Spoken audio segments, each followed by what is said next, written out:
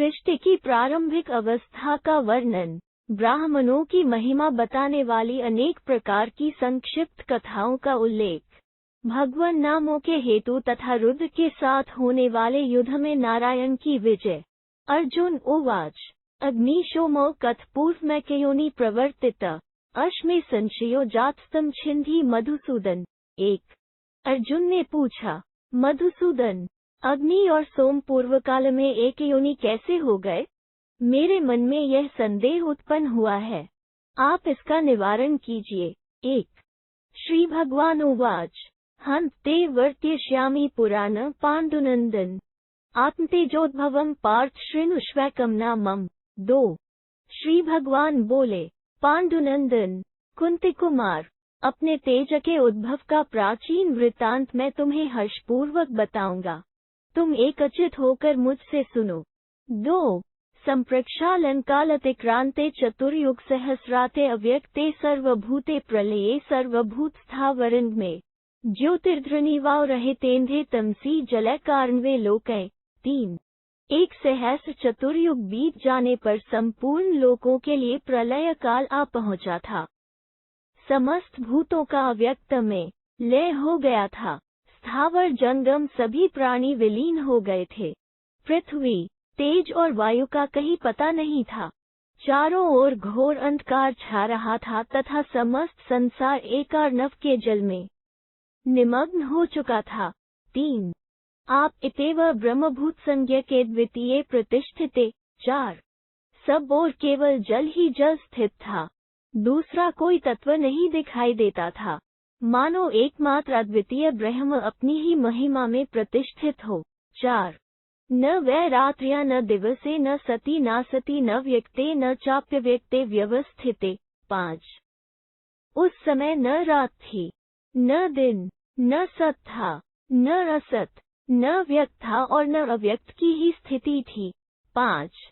एवं स्या व्यवस्था नारायण गुणाश्रयाद अजराम विविध प्रवृत्ति विशेषाद्वरादक्षयादम राजराग मूर्तितः सर्वव्यापिनः सर्वकर्तुः पुरुषः प्रादुर्भूतो हरिरव्ययः। 6।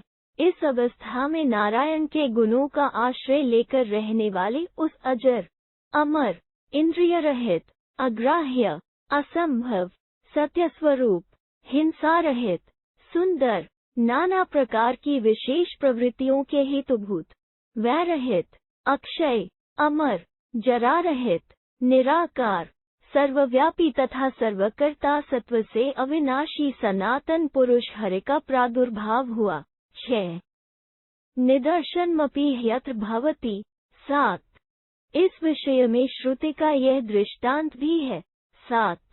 नासीदहो न रात्रिरासीनतमेव सा विश्वरूपस्य रजनीः एवमस्यार्थोनुभाष्यः। 8। उस प्रलय काल में न दिन था न रात थी, न सत था न असत था, केवल तम ही सामने था, वही सर्वरूप हो रहा था, वही विश्वात्मा की रात्रि है। इस प्रकार इस श्रुति का अर्थ कहना और समझना चाहिए। 8। तस्यैदानी तमसः संभवस्य पुरुषस्य ब्रह्मयोनिरब्रह्मणः प्रादुर्भावे स पुरुषः प्रजाः सृक्ष्यमानो नेत्राभयामग्निशोमो ससर्ज ततो भूत्सर्गेषु सृष्टेषु यः सोमस्तद्ब्रह्म यद्ब्रह्म ते ब्राह्मणा क्षत्रं क्षत्राद् ब्रह्म बलवत्तरम् कस्मादिति ब्राह्मणेभ्यः परभूत नोत्पन्न पूर्वं दीप्यमानैग्नो जुहोति यो ब्राह्मणमुखे जुहोतीति कृत्वा ब्रवीमि भूत्सर्गः कृतो ब्रह्मणा भूतानि च प्रतिष्ठाप्य त्रैलोक्यं धारत इति मंत्रादोपि ही भवति। 9। उस समय उस माया विशिष्ट ईश्वर से प्रकट हुए उस ब्रह्मयोनि पुरुष से जब ब्रह्मा जी का प्रादुर्भाव हुआ, तब उस पुरुष ने प्रजा सृष्टि की इच्छा से अपने नेत्रों द्वारा अग्नि और सोम को उत्पन्न किया। इस प्रकार भौतिक सर्ग की सृष्टि हो जाने पर प्रजा की उत्पत्ति के समय क्रमशः ब्रह्म और क्षत्र का प्रादुर्भाव हुआ। जो सोम है वही ब्रह्म है और जो ब्रह्म है वही ब्राह्मण, जो अग्नि है वही क्षत्र या क्षत्रिय जाति है। क्षत्रिय से ब्राह्मण जाति अधिक प्रबल है। यदि कहो कैसे, तो इसका उत्तर यह है कि ब्राह्मण की यह प्रबलता का गुण सब लोगों को प्रत्यक्ष है। यथा ब्राह्मण से बढ़कर कोई प्राणी पहले कभी उत्पन्न नहीं हुआ।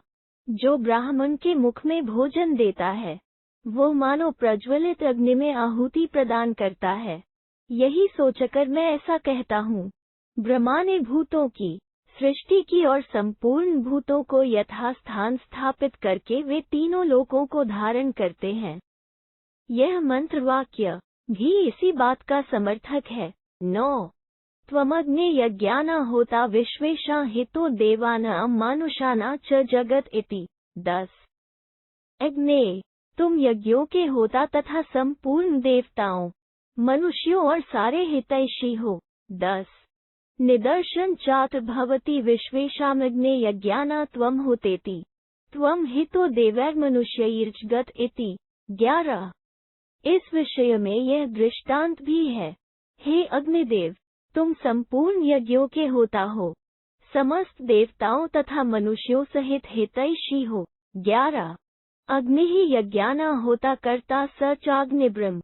12 अग्निदेव यज्ञों के होता और करता है, वे अग्निदेव ब्राह्मण है। 12 न हिते मंत्राणा हवनमस्ति न विना पुरुष तपः संभवति हविमंत्राणा संपूजा विद्यते देवमानुष ऋषीनाम्नेन त्वं होतेति नियुक्तः ये च मानुष होत्राधिकारास्ते च ब्राह्मणस्य हि याजन विधीयते नक्षत्रवैश्ययोद्विजात्योस्तस्माद् ब्राह्मणा ह्यग्निभूता यज्ञानुद्वहन्ति यज्ञास्ते देवांस्तर्पयन्ति देवाः पृथिवी भावयन्ति शतपथेऽपि हि ब्राह्मण मुखे भवति। 13 क्योंकि मंत्रों के बिना हवन नहीं होता और पुरुष के बिना तपस्या संभव नहीं होती। भविष्ययुक्त मंत्रों के संबंध से देवताओं, मनुष्यों और ऋषियों की पूजा होती है। इसलिए हे अग्निदेव, तुम होता नियुक्त किए गए हो। मनुष्यों में जो होता के अधिकारी हैं वे ब्राह्मण के ही हैं, क्योंकि उसी के लिए यज्ञ कराने का विधान है। द्विजातियों में जो क्षत्रिय और वैश्य हैं उन्हें यज्ञ कराने का अधिकार नहीं है। इसलिए अग्निस्वरूप ब्राह्मण ही यज्ञों का भार वहन करते हैं। वे यज्ञ देवताओं को तृप्त करते हैं और देवता भूमंडल को धन धान्य से संपन्न बनाते हैं। शतपथ ब्राह्मण में भी ब्राह्मण के मुख में आहुति देने की बात कही गई है। 13 अग्नौ समिदे स जुहोति यो विद्वान ब्राह्मण मुखे न होते जुहोति। 14 जो विद्वान ब्राह्मण के मुख रूपी अग्नि में अन्न की आहुति देता है वो मानो प्रज्वलित अग्नि में होम करता है। 14 एवंप्यग्निभूता ब्राह्मणा विद्वांसोऽग्निं भावयन्ति अग्निर्विष्णुः सर्वभूतान्यनुप्रविश्य धारयति। 15 इस प्रकार ब्राह्मण अग्नि स्वरूप है। विद्वान ब्राह्मण अग्नि की आराधना करते हैं। अग्निदेव विष्णु हैं। वे समस्त प्राणियों के भीतर प्रवेश करके उनके प्राणों को धारण करते हैं। 15 अपि चात्र सनय कुमार गीताः श्लोका भवन्ति ब्रह्मा विश्वं सृजत पूर्वं सर्वादिर्निर्वस्कृतम् ब्रह्मोषैर्दिवा गच्छन्त्यमरा ब्रह्मयोनयः। 16 इसके सिवा इस विषय में सनय कुमार जी के द्वारा गाए हुए श्लोक भी उपलब्ध होते हैं।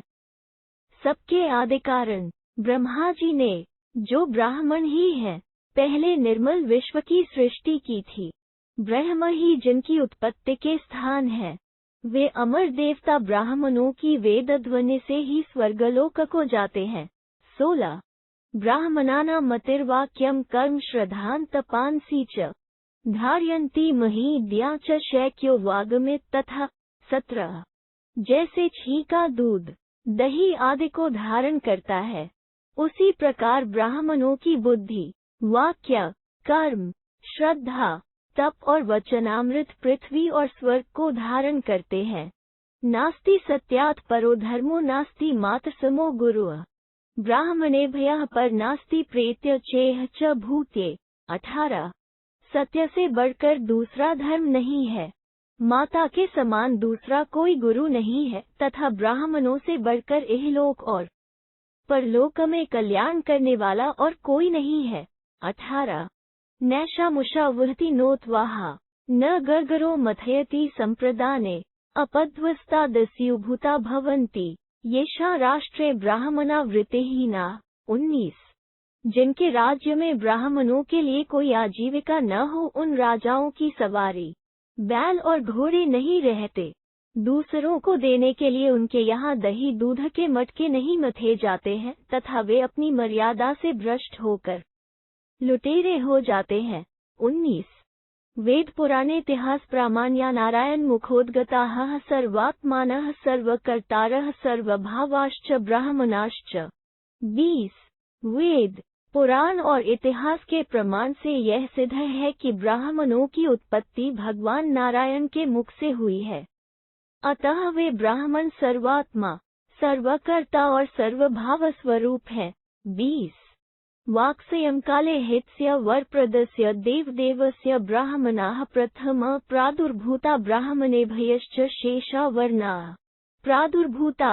21 वाणी के संयम काल में सबके हितैषी वरदाता देवाधिदेव ब्रह्मा जी के द्वारा सबसे पहले ब्राह्मण उत्पन्न हुए, फिर ब्राह्मणों से शेष वर्णों का प्रादुर्भाव हुआ।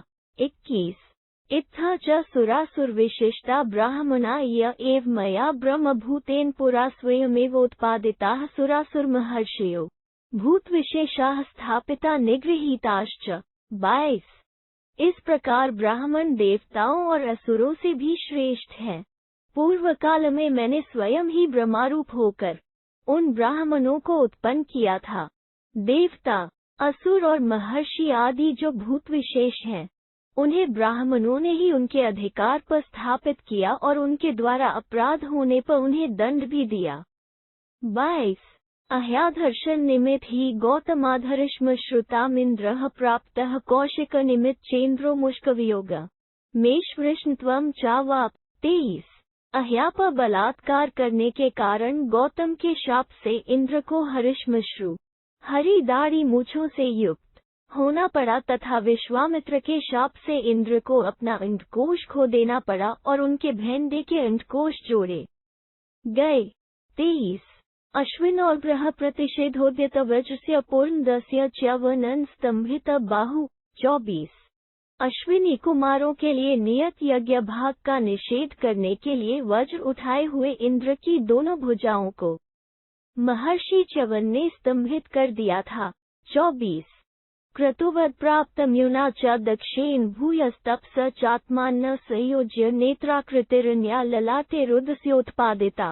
25 इसी प्रकार दक्ष प्रजापति ने रुद्र द्वारा किए गए अपने यज्ञ के विध्वंस से कुपित हो बड़ी भारी तपस्या की और रुद्रदेव के ललाट में एक तीसरा नेत्र चिन्ह प्रकट कर दिया था। 25 त्रिपुरवधार्थ दीक्षा मुग्गस्य रुद्रस्य उशंसा जटाः शिरस उत्कृत्य प्रयुक्ता ततः प्रादुर्भूता भुजगस्तैरस्य भुजगैः पीड्यमानः कंठो नीलतामुपगतः पूर्वे च मन्वन्त्रे स्वायंभुवे नारायणः ग्रहणा नीलकंठत्वमेव च। 26 जिस समय रुद्र ने त्रिपुर निवासी दैत्यों के वध के लिए दीक्षा ली थी उस समय शुक्राचार्य ने अपने मस्तक से जटाएं उखाड़कर उन्हीं का महादेव जी पर प्रयोग किया। फिर तो उन जटाओं से बहुतेरे सर्प उत्पन्न हुए जिन्होंने रुद्रदेव के कंठ में डसना आरंभ किया। इससे उनका कंठ नीला हो गया तथा पहले स्वयंभुव मनवंत में नारायण ने अपने हाथ से उनका कंठ पकड़ा था, इसलिए भी कंठ का रंग नीला हो जाने से वे रुद्रदेव नीलकंठ हो गए। 26 अमृतोत्पादने पुरुषचरणतामुपगत्स्यान् गिरसो बृहस्य तेरूप स्पृशतो न प्रसादं गत्वत्यः किलापः अथ बृहस्पतिर्पाञ्चुक्रोध यस्मान्मुपस्पृष्टः कलुषीभूता न च प्रसादमुपगतास्तस्माद्य प्रभृति झष्मकर्कच्छब्द जन्तुभिः कलुषी भवतेति तदा प्रभृत्यापो यादोभिः संकीर्णाः संप्रवृत्ता। 27 अंगिरा के पुत्र बृहस्पति ने अमृत उत्पन्न करने के समय पुरुषचरण आरंभ किया। उस समय जब वे आचमन करने लगे तब जल स्वच्छ नहीं हुआ। इससे बृहस्पति जल के प्रति कुपित हो उठे और बोले, मेरे आचमन करते समय भी तुम स्वच्छ न हुए, मैले ही बने रह गए। इसलिए आज से मत्स्य, मकर और कछुए आदि जंतुओं द्वारा तुम कलुषित होते रहो।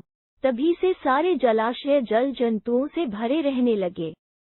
27 विश्वरूपो हि वै त्वाष्ट्रः पुरोहितो देवानामासीत् स्वश्रीयोऽसुराणा स प्रत्यक्ष देवेभ्यो भागम दात परोष्म सुरभयः। 28 त्वष्टा के पुत्र विश्वरूप देवताओं के पुरोहित थे। वे असुरों के भांजे लगते थे, अतः देवताओं को प्रत्यक्ष और असुरों को परोक्ष रूप से यज्ञों का भाग दिया करते थे। 28 अथ हिरण्यक्षिपुं पुरस्कृत्य विश्वरूप मातरन् स्वसार्मसुरा वरं याचन्त हे स्वाश्रयं ते पुत्रस्त्वाष्ट्रो विश्वरूपस्त्रिश्रा देवानां पुरोहितः प्रत्यक्ष देवेभ्यो भागं दात परोक्ष्मस्मात् ततो देवावर्धनते वयं क्षीयामस्तदेन त्वं वारितुमर्हसि तथा यथास्मान् भजेदिति। 29 कुछ काल के अनंतर हिरण्यकशिपु को आगे करके सब असुर विश्वरूप की माता के पास गए और उनसे वर मांगने लगे। बहन, यह तुम्हारा पुत्र विश्वरूप, जिसके 3 सिर हैं, देवताओं का पुरोहित बना हुआ है। यह देवताओं को तो प्रत्यक्ष भाग देता है और हम लोगों को परोक्ष रूप से भाग समर्पित करता है। इससे देवता तो बढ़ते हैं और हम लोग निरंतर क्षीण होते चले जा रहे हैं। तुम इसे मना कर दो, जिससे यह देवताओं को छोड़कर हमारा पक्ष ग्रहण करे। 29 अथ विश्वरूप नंदनवनमुपगत मातो वाच पुत्र के परपक्षवर्धनस्त्वं मातुलपक्ष नाशसी नार्हैव कर्तुमिति स विश्वरूपो मातुर्वाक्यं न तिक्रमणीयमिति मत्वा संपूज्य हिरण्यकशिपुंगात। 30 तब एक दिन माता ने नंदनवन में गए हुए विश्वरूप से कहा, बेटा, क्यों तुम दूसरे पक्ष की वृद्धि करते हुए मामा के पक्ष का नाश कर रहे हो? तुम्हें ऐसा नहीं करना चाहिए। विश्वरूप ने माता की आज्ञा को उल्लंघनीय मानकर उसका सम्मान करके विदा कर दिया और वे स्वयं हिरण्यकशिपु के पास चले गए। 30 हिरण्यगर्भाच वसिष्ठाधिरण्यकशिपुः शाप प्राप्तवान् यस्मात् त्वयान्यो वृतो होता तस्मात् समाप्यज्ञस्त्वं पूर्वात् सत्वजाताद्वधः प्राप्स्यसीति तच्छापदानाधिरण्यकशिपुः प्राप्तवान् वधम्। 31 हिरण्यकशिपु ने उन्हें अपना होता बना लिया। इधर ब्रह्मा जी के पुत्र वसिष्ठ की ओर से हिरण्यकशिपु को शाप प्राप्त हुआ, तुमने मेरी अवहेलना करके दूसरा होता चुन लिया है, इसलिए इस यज्ञ की समाप्ति होने से पहले ही किसी अभूतपूर्व प्राणी के हाथ से तुम्हारा वध हो जाएगा। वसिष्ठ जी के वैसा शाप देने से हिरण्यकशिपु वध को प्राप्त हुआ। 31 अथ विश्वरूपो मातृपक्षवर्धनोत्यर्थ तपस्य भवत् तस्य व्रतभङ्गोऽथमिन्द्रो बह्वीः श्रीमत्योऽप्सरसो नियुयोजताश्च दृष्ट्वा मनः क्षुभितं तासु चाप्सरसु न चिरादेव सक्तं चैन ज्ञात्वा अप्सरस ऊचुर्गच्छामहे वयं यथागतमिति। 32 तदनंतर विश्वरूप मातृपक्ष की वृद्धि करने के लिए बड़ी भारी तपस्या में संलग्न हो गए। यह देख उनके व्रत को भंग करने के लिए इंद्र ने बहुत सी सुंदरी अप्सराओं को नियुक्त कर दिया। उन अप्सराओं को देखते ही विश्वरूप का मन चंचल हो गया और वे तुरंत ही उनमें आसक्त हो गए। उन्हें आसक्त जानकर अप्सराओं ने कहा, अब हम लोग जहाँ से आई हैं वहीं जा रही हैं। 32 तास्त्वाष्ट्र उवाच क्व गमिष्यथास्यता तावन्मया सह श्रेयो भविष्यन्तीति तास्तमब्रुवन् वयम् देवस्त्रियोऽप्सरस इन्द्रं देववर्दं पुरा प्रभविष्णुन् वृणीमः इति। 33 तब त्वष्टा के पुत्र विश्वरूप ने उनसे कहा, कहाँ जाओगी? अभी यहीं मेरे साथ रहो, इससे तुम्हारा भला होगा। यह सुनकर वे अप्सराएं बोली, हम सब देवांगना अप्सराएं हैं, हमने पहले से ही वरदायक देवता प्रभावशाली इंद्र का वरण कर लिया है। 33 अथता विश्वरूपोऽब्वीद्दैव सेन्द्रा देवा न भविष्यन्तीति ततो मन्त्रान् जजाप्तैर्मन्त्रैर्वर्धत त्रिश्रा एकेनैस्येन सर्वलोकेषु यथावद्विजयः क्रियावभियज्ञेषु सुहुतं सोमन् पपावेकेनान्मेकेन सेन्द्रान् देवानथेन्द्रस्तं विवर्धमान्न सोमपानाप्यायत सर्वगात्र दृष्ट्वा चिंतामापेदे सह देवः। 34। तब विश्वरूप ने उनसे कहा, आज ही इंद्र आदि संपूर्ण देवताओं का अभाव हो जाएगा। ऐसा कहकर वे मंत्रों का जप करने लगे। उन मंत्रों से उनकी शक्ति बहुत बढ़ गई।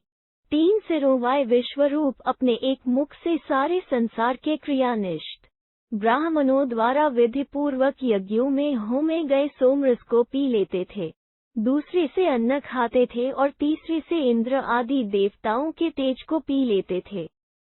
इंद्र ने देखा, विश्वरूप का सारा शरीर सोमपान से परिपुष्ट हो रहा है।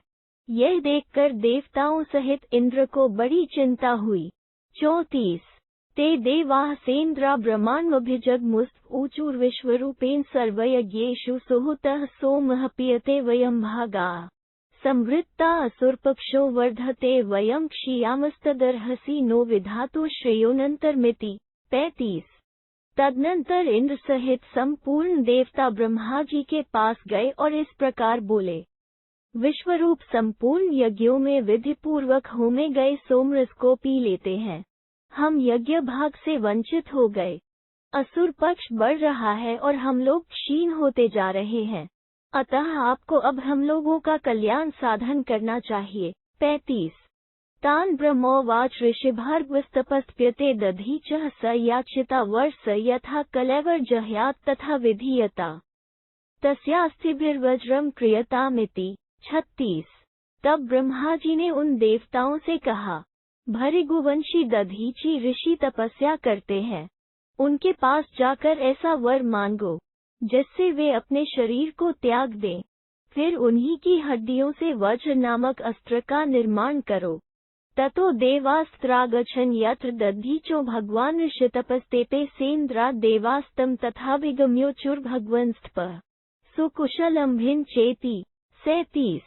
तब देवता वहां गए जहां भगवान दधीची ऋषि तपस्या करते थे। इंद्र सहित संपूर्ण देवता उनके निकट जाकर इस प्रकार बोले, आपकी तपस्या सकुशल चल रही है न? उसमें कोई बाधा तो नहीं आती है?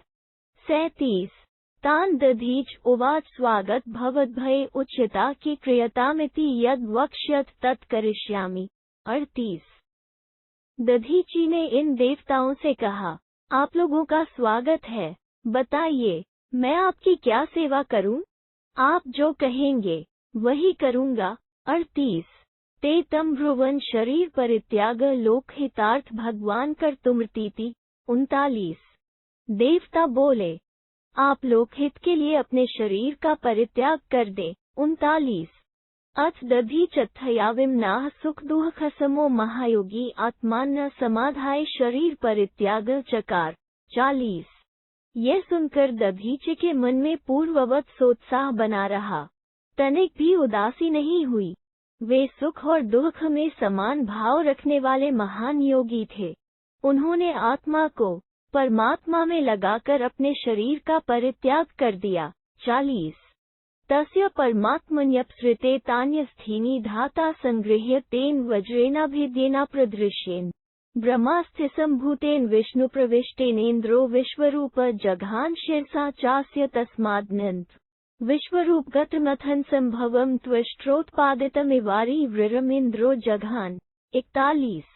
उनके परमात्मा में लीन हो जाने पर उनकी उन अस्थियों का संग्रह करके धाता ने वज्रास्त्र का निर्माण किया।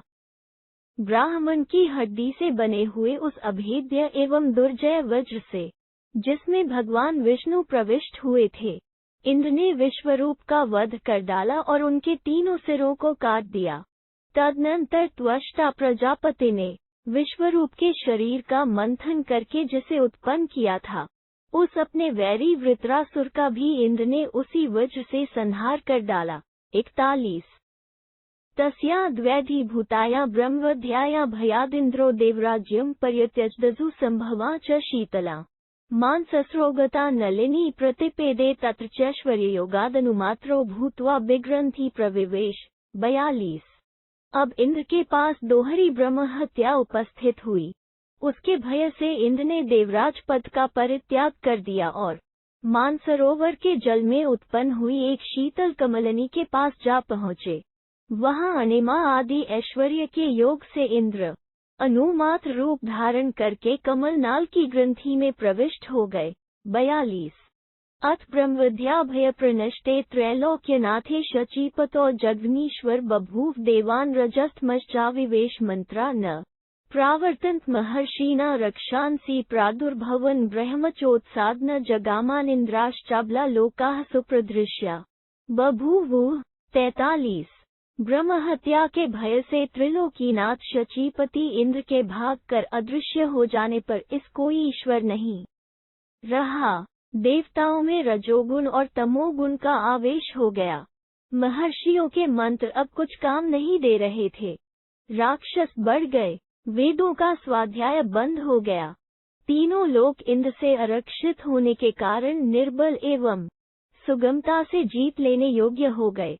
43 अथ देवा ऋषेश्चायुषः पुत्रम नहुषः नाम देवराज्यभिषेचुर्नहुषः पंचभिः शतर्ज्योतिषा ललाटे ज्वलभिः सर्वतेजोहरस्त्रिविष्टपन पाल्याम भूव। 44 तदनंतर देवताओं और ऋषियों ने आयु के पुत्र नहुष को देवराज के पद पर अभिषिक्त कर दिया। नहुष के ललाट में समस्त प्राणियों के तेज को हर लेने वाली 500 प्रज्वलित ज्योतियां जगमगाती रहती थीं। उनके द्वारा वे स्वर्ग के राज्य का पालन करने लगे। 44 अथ लोकाः प्रकृतिमापेदिरे स्वस्थाश्च हृष्टाश्च बभूवुः। 45 ऐसा होने पर सब लोग स्वाभाविक स्थिति में आ गए। सभी स्वस्थ एवं प्रसन्न हो गए। 45 अथोवाच नहुषः सर्वं मा शक्रोपभूतमुपस्थितमिति शचीमिति स एवमुक्त्वा शची समीपमग्मदुवाचना सुभगेऽहमिन्द्रो देवानाभजस्व मामिति तं शची प्रत्युवाच प्रकृत्या त्वं धर्मवत्सलः सोमवंशोद्भवश्च नार्हसि परपत्नीधर्षण कर्तुमिति। 46 कुछ काल के पश्चात नहुष ने देवताओं से कहा, इंद्र के उपभोग में आने वाली अन्य सारी वस्तुएं तो मेरी सेवा में उपस्थित हैं, केवल शची मुझे नहीं मिली है। ऐसा कहकर वे शची के पास गए और उनसे बोले, सौभाग्यशालिनी, मैं देवताओं का राजा इंद्र हूँ, मेरी सेवा स्वीकार करो। शची ने उत्तर दिया, महाराज, आप स्वभाव से ही धर्मवत्सल और चंद्रवंश के रत्न हैं। आपको पराई स्त्री पर बलात्कार नहीं करना चाहिए। 46 तामथोवाच नहुष ऐन्द्रं पद्मध्यास्यते मया हमिद्रस्य राज्यरत्नहरो नात्राधर्मः कश्चित् त्वमिन्द्रो भुक्तेति सा तमुवाचस्ति मम किचिद्व्रतं पर्यवसितं तस्यावभृते त्वामुपगमिष्यामि कैश्चिदेवाहोभिरिति स शचेवं विहितो जगाम। 47 तब नहुष ने शची से कहा, देवी, इस समय मैं इंद्रपद पर प्रतिष्ठित हूँ, इंद्र के राज्य और रत्न दोनों का अधिकारी हो गया हूँ, अतः तुम्हारे साथ समागम करने में कोई अधर्म नहीं है, क्योंकि तुम इंद्र के उपभोग में आई हुई वस्तु हो। यह सुनकर शची ने कहा, महाराज, मैंने एक व्रत ले रखा है, वो अभी समाप्त नहीं हुआ है। उसकी समाप्ति हो जाने पर कुछ ही दिनों में मैं आपकी सेवा में उपस्थित होंगी।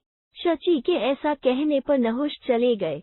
47 अथ शची दुःख शोकार्ता भर्तृदर्शन लालसा नहुष भयगृहीता स च तामत्युद्विग्ना दृष्ट्वा ध्यान प्रविश्य भर्तृकार्य तत्परा ज्ञात्वा बृहस्पतिरुवोचानन व्रतेन तपसा चान्विता देवी वरदामुपश्रुतिमाहवे तदा सा ते इंद्रम दर्शयिष्यतीति साथ महानियम स्थिता देवी वरदामुपश्रुति मंत्रैराहव्यति सोपश्रुतिः शची समीपं गादुवाच चैनामियं स्मीति किं ते प्रियं करवाणीति तान् मूर्धना प्रणम्योवाच शची भगवत्यर्हसि मे भर्तार दर्शयितु त्वं सत्यारिता चेति सेना मानसम् तत्रेन्द्रम विग्रन्थि तम दर्शयत। 48 इसके बाद नहुष के भय से डरी हुई शची दुहक शोक से आतुर तथा पति के दर्शन के लिए उत्कंठित हो बृहस्पति जी के पास गई। उन्हें अत्यंत उद्विग्न देख बृहस्पति जी ने ध्यानस्थ होकर यह जान लिया कि यह अपने स्वामी के कार्य साधन में लगी हुई है। तब उन्होंने शची से कहा, देवी, इसी व्रत और तपस्या से संपन्न हो तुम वरदायिनी देवी उपश्रुति का आवाहन करो, तब वो तुम्हें इंद्र का दर्शन कराएगी।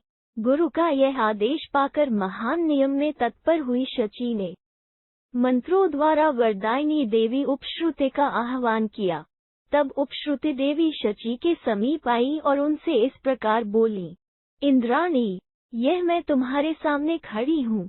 तुमने बुलाया और मैं तत्काल उपस्थित हो गई। बोलो, मैं तुम्हारा कौन सा प्रिय कार्य करूं? शची ने देवी के चरणों में मस्तक रखकर प्रणाम किया और कहा, भगवती, आप मुझे मेरे पतिदेव के दर्शन कराने की कृपा करें। आप ही रीत और सत्य है। उपश्रुति शची को मानसरोवर पर ले गई। वहां उसने मृणाल की ग्रंथियों में छिपे हुए इंद्र का उन्हें दर्शन करा दिया। 48 तामत पत्नी कृशा ग्लाना चेन्द्रो दृष्ट्वा चिन्तयामबभूव अहो मम दुःखमिदमुपगत नष्टं हि मामयमन्विष्य यत्यज्ञव्यगमद् दुःखार्तेति तामिन्द्र उवाच कथवर्तयसीति सा तमुवाच नहुषो मामाह्वयति पत्नी कर्तो काश्चास्य मया कृत इति तामिन्द्र उवाच गच्छ नहुषत्व्या वाच्यो पूर्वेन मामऋषियुक्तेन यानन्त्वमधिरोध उद्वहस्विति इन्द्रस्य महान्ति वाहनानि सन्ति मनः प्रियानि अद्धिरूढानि मया त्वमेनोप्यातुमहसीति सैवमुक्ता हृष्टा जगामेन्द्रोऽपि विग्रन्थिमेवाविवेश भूयः। 49 अपनी पत्नी शची को दुर्बल और दुखी देख इंद्र मन ही मन कहने लगे, अहो, यह बड़े दुख की बात है कि मैं यहाँ छिपा हुआ बैठा हूँ और मेरी यह पत्नी दुख से आतुर हो मुझे ढूंढती हुई यहाँ तक आई है। इस प्रकार खेद प्रकट करके इंद्र ने अपनी पत्नी से कहा, देवी, कैसे दिन बिता रही हो? शची बोली, प्राणनाथ, राजा नहुष इंद्र बना बैठा है और मुझे अपनी पत्नी बनाने के लिए बुला रहा है। इसके लिए मुझे कुछ ही दिनों का समय मिला है और मैंने नियत समय के बाद उसकी बात मानने का वचन दे दिया है। तब इंद्र ने उनसे कहा, जाओ और नहुष से इस प्रकार कहो, आप ऋषियों से जुटे हुए अपूर्व वाहन पर आरूढ़ होकर आइए और मुझे अपनी सेवा में ले चलिए। इंद्र के पास मन को प्रिय लगने वाले बड़े बड़े वाहन हैं, किंतु उन सब पर मैं आरूढ़ हो चुकी हूँ। अतः आप उन सबसे भिन्न किसी और ही विलक्षण वाहन से मेरे पास आइए। इंद्र के इस प्रकार सुझाव देने पर शची हर्षपूर्वक लौट गई और इंद्र भी पुनः उस कमल नाल की ग्रंथि में ही प्रविष्ट हो गए। 49 अथेन्द्रानिं भयाक्ता दृष्ट्वा तामुवाच नहुषः पूर्णः स काल इति तं शच्याब्रवीच्छक्रेण यथोत्स महर्षियुक्तं वाहनमधिरोह शची समीपमुपागच्छत्। 50 इंद्राणी को आई हुई देख नहुष ने उससे कहा, देवी, तुमने जो समय दिया था वो पूरा हो गया है।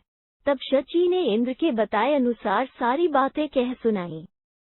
नहुष महर्षियों से जुटे हुए वाहन पर आरूढ़ हो शची के समीप चले। 50 अथ मैत्रावृणेह कुंभयो निगस्त्य ऋषिव्रो पद्भया च तेनास्पृश्य ततः स नहुषमब्रवीद कार्य प्रवृत्त पाप पतस्व मही सर्पो भव यावद्भूमिगिर्यश्च तिष्ठेयुस्तावदिति स महर्षवाक्य समकालमेव तस्माद्यानाद्वाप्तत्। 51 इसी समय मित्रावरुण के पुत्र कुंभज मुनि व अगस्त्य ने देखा कि नहुष महर्षियों को तीव्र गति से चलने के लिए धिक्कार और फटकार रहा है। उसने अगस्त्य के शरीर में भी दोनों पैरों से धक्के दिए। तब अगस्त्य ने नहुष से कहा, न करने योग्य नीच कर्म में प्रवृत्त हुए पापी नहुष, तो अभी पृथ्वी पर गिर जा तथा जब तक पृथ्वी और पर्वत स्थिर रहें तब तक के लिए सर्प हो जा। महर्षि के इतना कहते ही नहुष उस वाहन से नीचे गिर पड़ा। 51 अथानिन्द्रम ततो देवा ऋषेश्च भगवन्तं विष्णुं शरणमिन्द्रार्थभिजग्मुरुचुश्चैन् भगवन्निन्द्रं ब्रह्महत्याभिभूत त्रातुमहसीति ततः स वर्धस्तान् विदश्वमेध यज्ञं वैष्णव शक्रोभियजता ततः स्वस्थान् न प्राप्स्यतीति ततो देवा ऋषेश्चेन्द्रं नापश्यन् यदा तदा शचीमुचुर्गज। सुभगे इन्द्रमानस्विति सा पुनस्तत्स्रः संभय गच्छदिन्द्रश्च सरसः प्रत्युत्थाय बृहस्पतिं भिजगाम बृहस्पतिश्चाश्वमेधं महाक्रतु तत् कृष्णसारङ्गमेध्यमश्मुसृज्य वाहनतमेव कृत्वा इन्द्रं मरुत्पतिं बृहस्पतिः स्वं स्थान न प्रापयामास। 52। नहुष का पतन हो जाने पर त्रिलोकी का राज्य पुनः बिना इंद्र के हो गया। तब देवता और ऋषि इंद्र के लिए भगवान विष्णु की शरण में गए और उनसे बोले, ब्रह्म हत्या से पीड़ित हुए इंद्र की रक्षा कीजिए। तब वरदायक भगवान विष्णु ने उन देवताओं से कहा, देवगण, इंद्र विष्णु के उद्देश्य से अश्वमेध यज्ञ करें, तब वे फिर अपना स्थान प्राप्त करेंगे। यह सुनकर देवता और महर्षि इंद्र को ढूंढने लगे। जब वे कहीं उनका पता न पा सके, तब वे शची से बोले, सुभगे, तुम ही जाओ और इंद्र को यहाँ ले आओ। तब शची पुनः मानसरोवर पर गईं। शची के कहने से इंद्र उस सरोवर से निकलकर बृहस्पति जी के पास आए। बृहस्पति जी ने इंद्र के लिए अश्वमेध नामक महायज्ञ का अनुष्ठान किया। उस यज्ञ में उन्होंने कृष्ण सारंग नामक यज्ञीय अश्व को छोड़ा था। उसी को वाहन बनाकर बृहस्पति ने पुनः देवराज इंद्र को अपने पद पर प्रतिष्ठित किया। 52। ततः स देवराट देवऋषिभिः स्तूयमानस्त्रिविष्टपस्थो निष्कल्मषो बभूव ब्रह्मवद्या चतुर्षु स्थानेषु वनितानि वनस्पतिगोषु व्यभज देवमिन्द्रो ब्रह्मतेजः प्रभावो बृंहितः शत्रुवधः कृत्वा स्वं स्थान न प्रापित। 53। तदनंतर देवताओं और ऋषियों से अपनी स्तुति सुनते हुए देवराज इंद्र निष्पाप हो स्वर्गलोक में रहने लगे। अपनी ब्रह्म हत्या को उन्होंने स्त्री, अग्नि, वृक्ष और गौ इन 4 स्थानों में विभक्त कर दिया। ब्रह्मतेज के प्रभाव से वृद्धि को प्राप्त हुए इंद्र ने शत्रुओं का वध करके पुनः अपना स्थान प्राप्त कर लिया। 53। नहुष्य शापमोक्ष निमित्त देवऋषिभिश्च याचमानोऽगस्त्यः प्राह यावत् स्वकुलजः श्रीमान् धर्मराजो युधिष्ठिरः कथयित्वा स्वकान् प्रश्नान् भीमः तं च विमोक्ष्यते। उधर नहुष को शाप से छुटकारा दिलाने के लिए देवताओं और ऋषियों के प्रार्थना करने पर अगस्त्य ने कहा, जब नहुष के कुल में उत्पन्न हुए श्रीमान धर्मराज युधिष्ठिर उनके प्रश्नों का उत्तर देकर भीमसेन को उनके बंधन से छुड़ा देंगे, तब नहुष को भी वे शाप से मुक्त कर देंगे। आकाशगंगागतश्च पुरा भरद्वाजो महर्षिरूपस्पृशत् त्रीन् क्रमान् क्रमता विष्णुनाभयासादितः स भरद्वाजेन ससलेलन पाणिनोरसी ताडितः सलक्षणोर्स्कः संवृत्तः। 54। प्राचीन काल में महर्षि भरद्वाज आकाशगंगा के जल में खड़े हो आचमन कर रहे थे। उस समय 3 पग से त्रिलोकी को नापते हुए भगवान विष्णु उनके पास तक आ पहुँचे। तब भरद्वाज ने जल सहित हाथ से उनकी छाती में प्रहार किया। इससे उनकी छाती में एक चिन्ह बन गया। 54। भरे गुना महर्षिना शप्तोग्निः सर्वभक्षत्वमुपानीतः। 55। महर्षि भरेगु के शाप से अग्निदेव सर्वभक्षी हो गए। 55। अदितिवे देवानामन्नं पचदेतद् भुक्त्वा सुरान् हनिष्यन्तीति तत्र बुधो व्रतचर्या समाप्तवागच्छद्दिते चावोच भिक्षा देहीति तत्र देवैः पूर्वमें तत्प्राश्रयं नान्येन अदिते भिक्षा नादात्। भिक्षा प्रत्याख्यान ऋषितेन बुधेन ब्रह्मभूतेनादितिः शप्ता अदिते रुद्रे भविष्यति व्यथा विवस्वतो। द्वितीयजन्यन् संज्ञस्य अंड मातुर्दित्या मारुतं स मार्तंडो विवस्वान् भवच्त्राधदेवः। 56। अदिति ने देवताओं के लिए इस उद्देश्य से रसोई तैयार की थी कि वे इसे खाकर असुरों का वध कर सकेंगे। इसी समय बुध अपनी व्रतचर्या समाप्त करके अदिति के पास गए और बोले, मुझे भिक्षा दीजिए। अदिति ने सोचा यह अन्न पहले देवताओं को ही खाना चाहिए, दूसरे किसी को नहीं, इसलिए उन्होंने बुध को भिक्षा नहीं दी। भिक्षा न मिलने से रोष में भरे हुए ब्राह्मण बुध ने अदिति को यह शाप दिया कि अंध नामधारी दूसरे जन्म के समय अदिति के उदर में पीड़ा होगी। माता अदिति के पेट का वो अंग उस पीड़ा द्वारा मारा गया। मृत अन्न से प्रकट होने के कारण श्राद्ध देव संज्ञक विवस्वान मार्तंड नाम से प्रसिद्ध हुए। 56 दक्षस्य या वै दुहित्रः षष्टिरासंस्ताभयः कश्यपाय त्रयोदश प्रादाद्दश धर्माय दशमन्वे सप्तविंशतिमिद्वे तासु तुल्यासु नक्षत्राख्या गतासु सोमो रोहिण्याभ्यधिक प्रीतिमान् भूतत्स्ताः शिष्टाः पत्न्य ईर्ष्यावत्यः पितुः समीपं गत्वें मत्शशंसुर्भगवन्नस्मासु तुल्यप्रभावासु सोमो रोहिणीम् प्रत्यधिक भजतीति यक्ष्मन्मविष्येतेति सोमन् राजान्न यक्ष्मा विवेश स दक्षश्चैनम्ब्रवीन् समवर्तयसीति तत्र श्रियः सोमं ब्रुवन् क्षीयसे यक्ष्मणा पश्चिमाया दिशि समुद्रे हिरण्यसरस्तीर्थ तत्र गत्वा आत्मानभिषेचयस्वे यथा गच्छत् सोमस्तत् हिरण्यसरस्तीर्थ गत्वा चात्मनः सेचन्मक्रोत् स्नात्वा चात्मान्न पाप्मनो मोक्ष्यामास्तत् चाभासिततीर्थे यदा सोमस्तदा प्रभूति च तीर्थ तत्प्रभासमिति नाम्ना ख्यात बभूव। 57 प्रजापति दक्ष के 60 कन्याएं थीं।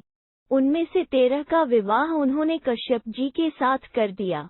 10 कन्याएं धर्म को, 10 मनु को और 27 कन्याएं चंद्रमा को दे डाली। उन 27 कन्याओं की नक्षत्र नाम से प्रसिद्धि हुई। यद्यपि वे सब की सब एक समान रूपवती थीं, तो भी चंद्रमा सबसे अधिक रोहिणी पर ही प्रेम करने लगे। यह देख शेष पत्नियों के मन में ईर्ष्या हुई और उन्होंने पिता के समीप जाकर यह बात बताई। हम सब बहनों का प्रभाव एक सा है, तो भी चंद्रदेव रोहिणी पर ही अधिक स्नेह रखते हैं।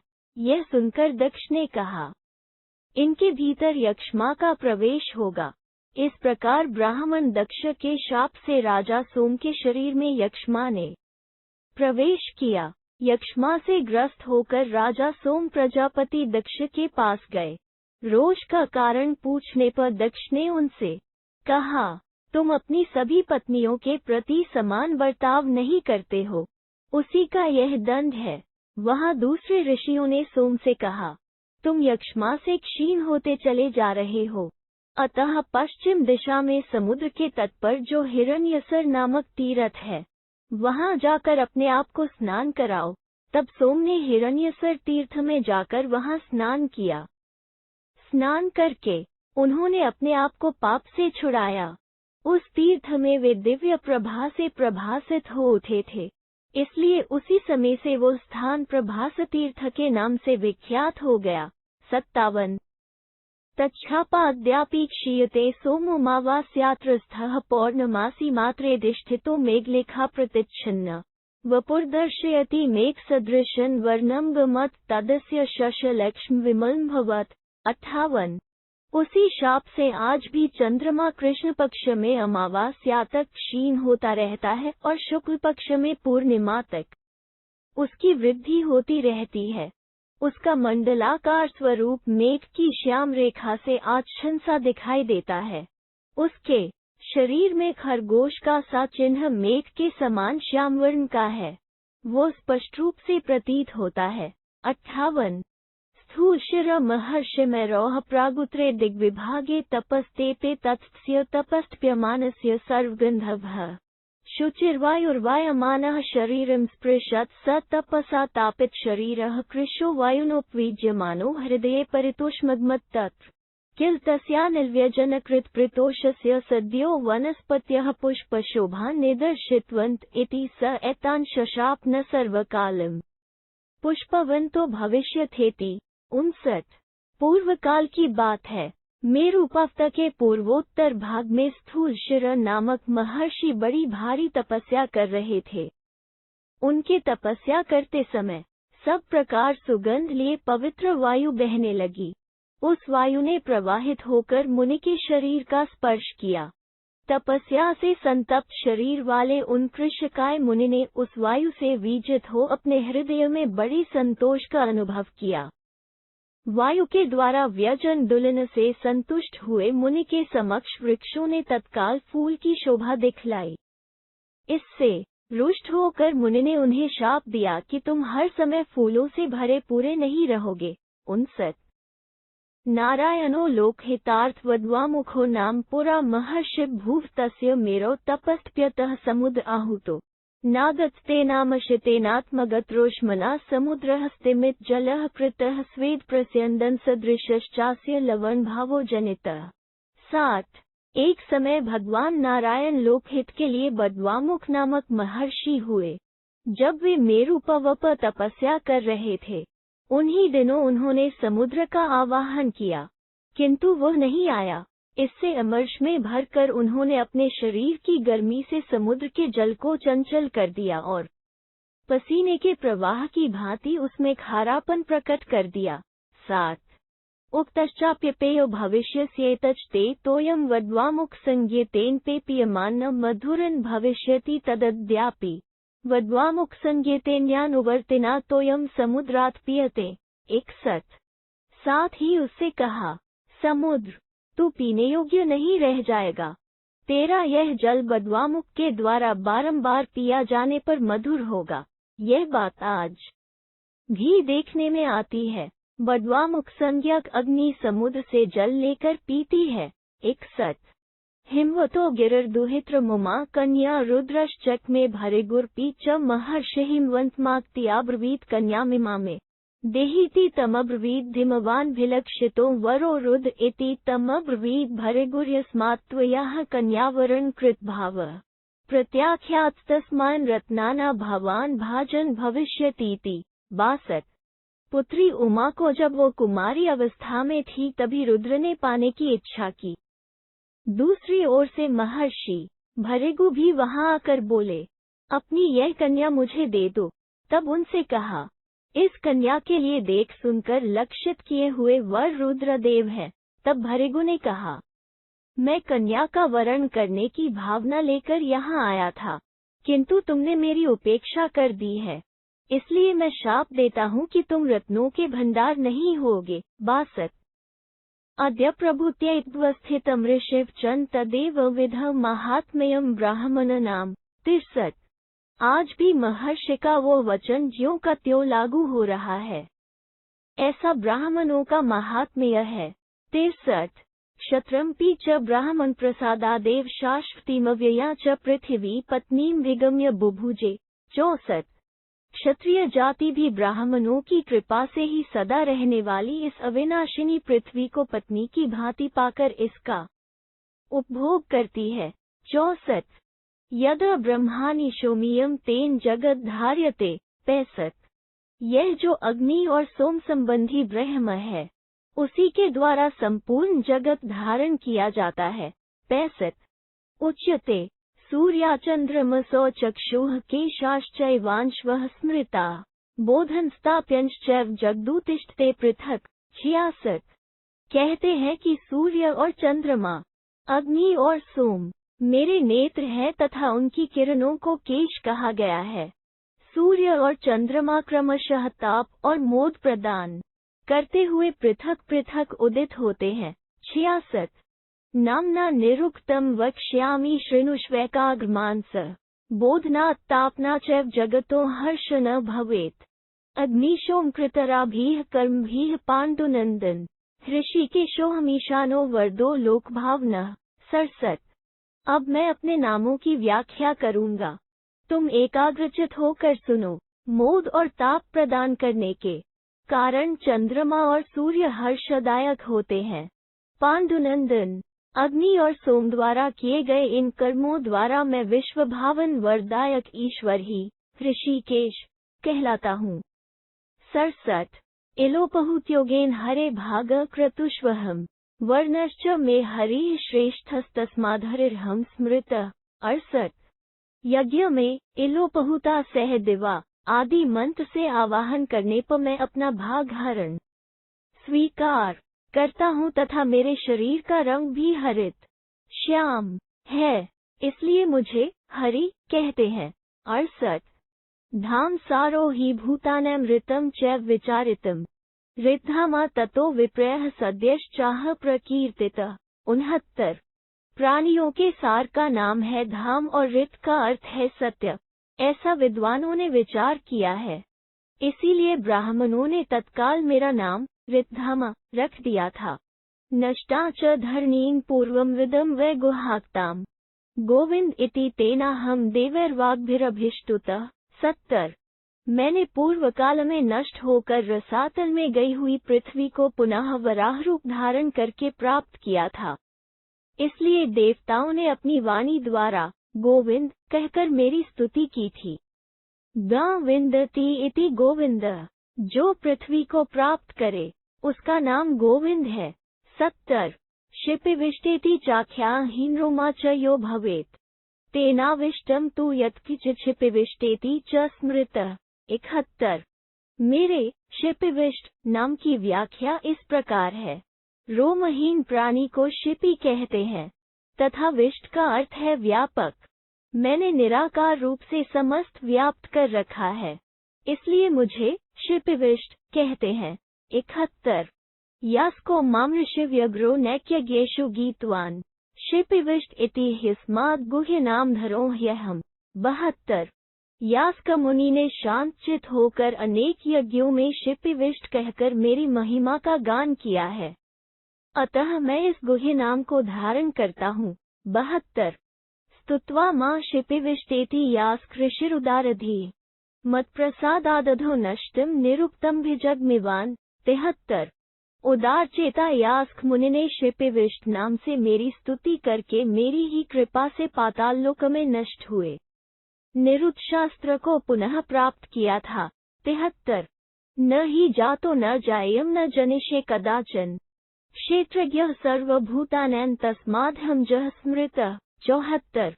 मैंने न तो पहले कभी जन्म लिया है, न अब जन्म लेता हूँ और न आगे कभी जन्म लूंगा। मैं समस्त प्राणियों के शरीर में रहने वाला क्षेत्रज्ञ आत्मा हूँ, इसीलिए मेरा नाम अज है। 74।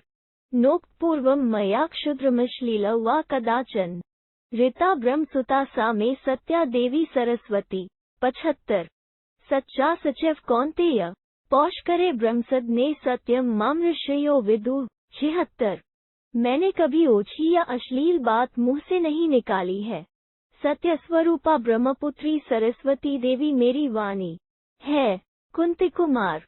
सत और भी मैंने अपने भीतर ही प्रविष्ट कर रखा है, इसलिए मेरे नाभि कमल रूप ब्रह्मलोक में रहने वाले ऋषिगण मुझे सत्य कहते हैं। 75-76। सत्वांच्युत्पूर्वोह सत्वं वैविद्धि मत्कृतम् जन्मनिहा भवेत् सत्वं पौर्विकं मे धनंजय। 77। निराशीः कर्म संयुक्तः सत्वतश्चाप्य कल्मषः सात्वत ज्ञान दृष्टोः सत्वतामिति सातवतः। 78। धनंजय, मैं पहले कभी सत्व से च्युत नहीं हुआ हूँ, सत्व को मुझसे ही उत्पन्न हुआ समझो। मेरा वो पुरातन सत्व इस अवतार काल में भी विद्यमान है। सत्व के कारण ही मैं पाप से रहित हो निष्काम कर्म में लगा रहता हूँ। भगवत प्राप्त पुरुषों के सात्वत ज्ञान 5 रात्रादि वैष्णव तंत्र से मेरे स्वरूप का बोध होता है। इन सब कारणों से लोग मुझे सात्वत कहते। 77-78। कृशामि मेदनी पार्थ भूत्वा कार्ष्णायसो महान कृष्णो वर्णश्च मे। 79। पृथापुत्र अर्जुन, मैं काले लोहे का विशाल फाल बनकर इस पृथ्वी को जोतता हूँ तथा मेरे शरीर का रंग भी काला है, इसलिए मैं कृष्ण कहलाता हूँ। 79। मया संश्लेषिता भूमिर्व्योम च वायुना वायुश्च तेजसा सार्धम वैकुंठत्वं ततो मम। 80। मैंने भूमि को जल के साथ, आकाश को वायु के साथ और वायु को तेज के साथ संयुक्त किया है, इसलिए विक्ता कुंठा पंचाना भूतानन मेलने असामर्थ्यम यस्य सह विकुंठ। विकुंठ एव वैकुंठ, पांचों भूतों को मिलाने में जिनकी शक्ति कभी कुंठित नहीं होती, वे भगवान वैकुंठ हैं। इस व्युत्पत्ति के अनुसार मैं वैकुंठ कहलाता हूँ। 80। निर्वाण परम ब्रह्म धर्मोसो पर उच्यते तस्माच्युत्पूर्वोहमच्युत्तेन कर्मणा। 81। परम शांति में जो ब्रह्म है वही परम धर्म कहा गया है, उससे पहले कभी मैं च्युत नहीं हुआ हूँ, इसलिए लोग मुझे अच्युत कहते हैं। 81 पृथिवीं भसी चोभे विश्रुते विश्वतो मुखे तयोः संधारणार्थ ही मामधोषजम जसा। 82 अधः का अर्थ है पृथ्वी, अक्ष का अर्थ है आकाश और ज का अर्थ है इनको धारण करने वाला। पृथ्वी और आकाश दोनों सर्वतोमुखी एवं प्रसिद्ध हैं। उनको अनायास ही धारण करने के कारण लोग मुझे अधोषज कहते हैं। 82 निरुक्तम वेद विदुषो वेद शब्दार्थ चिंतका ते मां गायन्ति प्राग्वशे अधोषज इति स्थिति। 83 वेदों के शब्द और अर्थ पर विचार करने वाले वेदव्यता विद्वान प्राग्वंश यज्ञशाला के एक भाग में बैठकर अधोषज नाम से मेरी महिमा का गान करते हैं, इसलिए भी मेरा नाम अधोषज है। 83 अधो न क्षीयते यस्माद् वदन्त्यन्ये ह्यधोषजम्, जिसके अनुग्रह से जीव अधोगति में पड़कर क्षीण नहीं होता, उन दूसरे लोग इसी व्युत्पत्ति के अनुसार अधोषज कहते हैं। शब्द एक पदैरेश व्याहृतः परमर्षिभिः नान्यो ह्यद्धोषसो लोकये ऋते नारायण प्रभुम्। 84 महर्षि लोग अधोषज शब्द को पृथक पृथक 3 पदों का एक समुदाय मानते हैं। अ का अर्थ है लय स्थान, धोक्ष का अर्थ है पालन स्थान और ज का अर्थ है उत्पत्ति स्थान। उत्पत्ति, स्थिति और लय के स्थान एकमात्र नारायण ही है, अतः उन भगवान नारायण को छोड़कर संसार में दूसरा कोई अधोषज नहीं कहला सकता। 84 घृत ममार्चशो लोकये जंतूना प्राणधारणम घृतार्चिर्हम व्यग्रैर्वेदज्ञैः परिकीर्तितः। 85 प्राणियों के प्राणों की पुष्टि करने वाला घृत मेरे स्वरूप भूत अग्निदेव की अर्चिश अर्थात ज्वाला को जगाने वाला है, इसलिए शांतचित वेदज्ञ विद्वानों ने मुझे घृतार्ची कहा है। 85 त्रयो हि धात्वः ख्याताः कर्मजा इति ते स्मृता पित्त श्लेष्मा च वायुश्च अष्टसंघात उच्यते। 86 एतैश्च धार्यते जन्तुरतयः क्षीणैश्च क्षीयते आयुर्वेदविदस्तस्मात् त्रिधातुः मा प्रचक्षते। 87 शरीर में 3 धातु विख्यात हैं, वात, पित्त और कफ। वे सब के सब कर्मजन्य माने गए हैं। इनके समुदाय को त्रिधातु कहते हैं। जीव इन धातुओं के रहने से जीवन धारण करते हैं और उनके क्षीण हो जाने पर क्षीण हो जाते हैं, इसलिए आयुर्वेद के विद्वान मुझे त्रिधातु कहते हैं। 86-87 वृषो ही भगवान धर्मः ख्यातो लोकेषु भारत नैघंटुकपदाख्याने विद्धि मां वृषमुत्तमम्। 88 भारत नंदन भगवान धर्म संपूर्ण लोकों में वृष के नाम से विख्यात है। वैदिक शब्दार्थ बोधक कोश में वृष का अर्थ धर्म बताया गया है, अतः उत्तम धर्म स्वरूप मुझ वासुदेव को वृष समझो। 88 कपिवराहः श्रेष्ठश्च धर्मश्च वृष उच्यते तस्माद् वृषाक्पिन प्राह कश्यपो मां प्रजापति। 89 कपि शब्द का अर्थ वराह एवं श्रेष्ठ है और वृष कहते हैं धर्म को। मैं धर्म और श्रेष्ठ वराह रूपधारी हूँ, इसलिए प्रजापति कश्यप मुझे वृषाकपि कहते हैं। न चाधि न मध्यम तथा चैव नान्तम विदन्ते सुराश्चासुराश्च अनाद्यो ह्यमध्यस्तथा चाप्यनन्तः प्रगीतोऽहमीशो विभुरलोक साक्षी। 90 मैं साक्षी और सर्वव्यापी ईश्वर हूँ।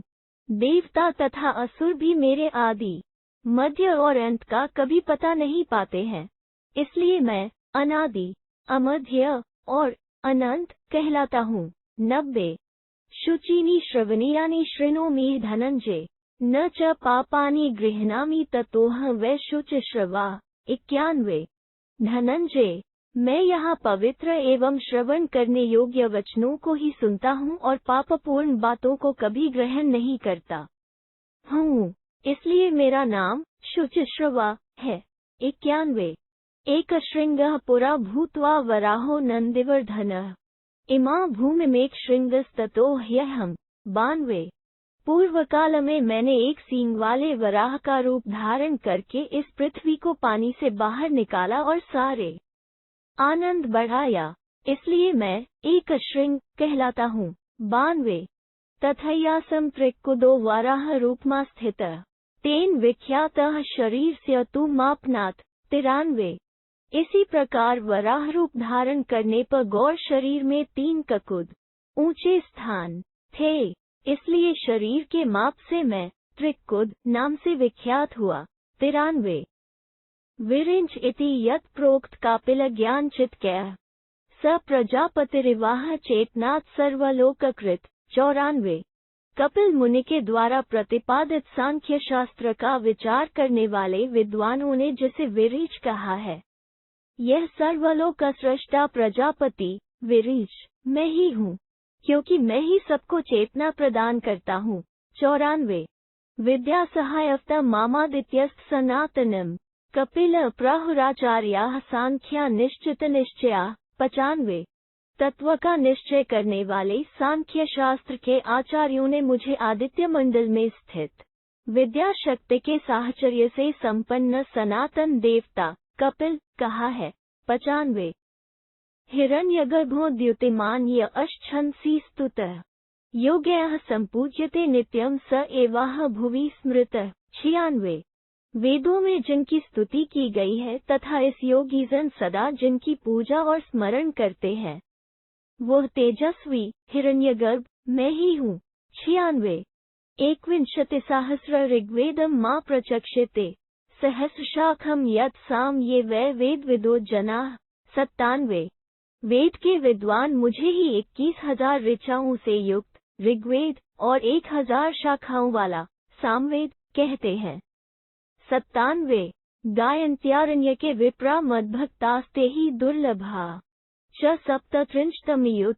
98 यस्मिन् शाखा यजुर्वेदे सोमाध्वर्यवे स्मृतः आरण्यकों में ब्राह्मण लोग मेरा ही गान करते हैं, वे मेरे परम भक्त दुर्लभ हैं। जिस यजुर्वेद की 56,101 शाखाएं मौजूद हैं, उस यजुर्वेद में भी मेरा ही गान किया गया है। 98 पंचकल्पथर्वाण कृत्याभिः परिबृंहितम्। 99 कल्प्यन्ति हि मां विप्रा अथर्वाणविदस्तथा अथर्ववेदी ब्राह्मण मुझे ही कृत्याओं आभिचारिक प्रयोगों से संपन्न पंचकल्पात्मक अथर्ववेद मानते हैं। शाखाभेदाश्च ये कैचिद् याश्च शाखासु गीत्यः 100 स्वरवर्ण स्मुचाराः विद्धि मत्कृतान्। वेदों में जो भिन्न भिन्न शाखाएं हैं, उन शाखाओं में जितने गीत हैं तथा उन गीतों में स्वर और वर्ण के उच्चारण करने की जितनी रीतियां हैं, उन सबको मेरी बनाई हुई ही समझो। 100 हयशिरः पार्थ समुदेति वरप्रदम्। 101 सोहमेवोत्तरे भागे क्रमाक्षर विभागवित कुंती नंदन। सबको वर देने वाले जो हयग्रीव प्रकट होते हैं, उनके रूप में मैं ही अवतीर्ण होता हूँ। मैं ही उत्तर भाग में वेद मंत्रों के क्रम विभाग और अक्षर विभाग का ज्ञाता हूँ। 101 वादेशत मार्गेण मत प्रसादान महात्मना। 102 पांचालेन क्रम महात्मा पांचाल ने वामदेव के बताए हुए ध्यान मार्ग से मेरी आराधना करके मुझ सनातन पुरुष के ही कृपा प्रसाद से वेद का क्रम विभाग प्राप्त किया था। बाभ्रव्यगोत्रः स बभौ प्रथम क्रमपार्गः। 103 नारायणाद् वर लब्ध्वा प्राप्य योगमनुत्तमम् क्रम प्रणीय शिक्षा च प्रणीत्वा स गाल्वः। 104 बाभ्रव्य गोत्र में उत्पन्न हुए वे महर्षि गालव भगवान नारायण से वर एवं परम उत्तम योग पाकर वेद के क्रम विभाग एवं शिक्षा का प्रणयन करके सबसे पहले क्रम विभाग के पारंगत विद्वान हुए थे। 103-104 कंड्रीकोत राजा च ब्रह्मदत्तः प्रतापवान जातिमृञ्जं दुःख स्मृत्वा स्मृत्वा पुनः पुनः। 105 सप्तजातिषु मुख्यत्वाद् योगाना संपदं गतः कंड्रीक कुल में उत्पन्न हुए प्रतापी राजा ब्रह्मदत्त ने 7 जन्मों के जन्म मृत्यु संबंधी दुखों का बार बार स्मरण करके तीव्रतम वैराग्य के कारण शीघ्र ही योग जनित ऐश्वर्य प्राप्त कर लिया था। 105 पुरामाइंजः पार्थ प्रथितः कारणात्रे। 106 धर्मस्य कुरु शार्दूल ततोह धर्मजः स्मृतः। कुरु श्रेष्ठ। कुंती कुमार, पूर्व काल में किसी कारणवश में धर्म के पुत्र रूप से प्रसिद्ध हुआ था, इसीलिए मुझे धर्मज कहा गया है। 106 नरनारायणो पूर्वम तपस्तेप्तुरव्ययम्। 107 धर्मयान्न समारोह पर्वते गंधमादने तत्काल समये चैव दक्षयज्ञो बभूव। 108 पहले नर और नारायण ने जब धर्ममय रथ पर आरूढ़ हो गंधमादन पर्वत पर अक्षय तप किया था, उसी समय प्रजापति दक्ष का यज्ञ आरंभ हुआ। 107-108 न चैवाक्पद भागं दक्षो रुद्रस्य भारत ततो दधीच वचनात् दक्ष यज्ञम पाहरत। 109 भारत, उस यज्ञ में दक्ष ने रुद्र के लिए भाग नहीं दिया था, इसलिए दधीच के कहने से रुद्रदेव ने दक्ष के यज्ञ का विध्वंस कर डाला। 109 ससर्ज शूल कोपेन प्रज्वलंत मुहुर्मुहुः तच्छूल भस्मसात् कृत्वा दक्ष यज्ञम सविस्तरम्। 110 आवयोः, रुद्र ने क्रोध पूर्वक अपने प्रज्वलित त्रिशूल का बारंबार प्रयोग किया। वो त्रिशूल दक्ष के विस्तृत यज्ञ को भस्म करके सहसा बद्रिकाश्रम में हम दोनों नर और नारायण के निकट आ पहुंचा। 110 वेगेन मेहता पाठ पतन नारायणोसी।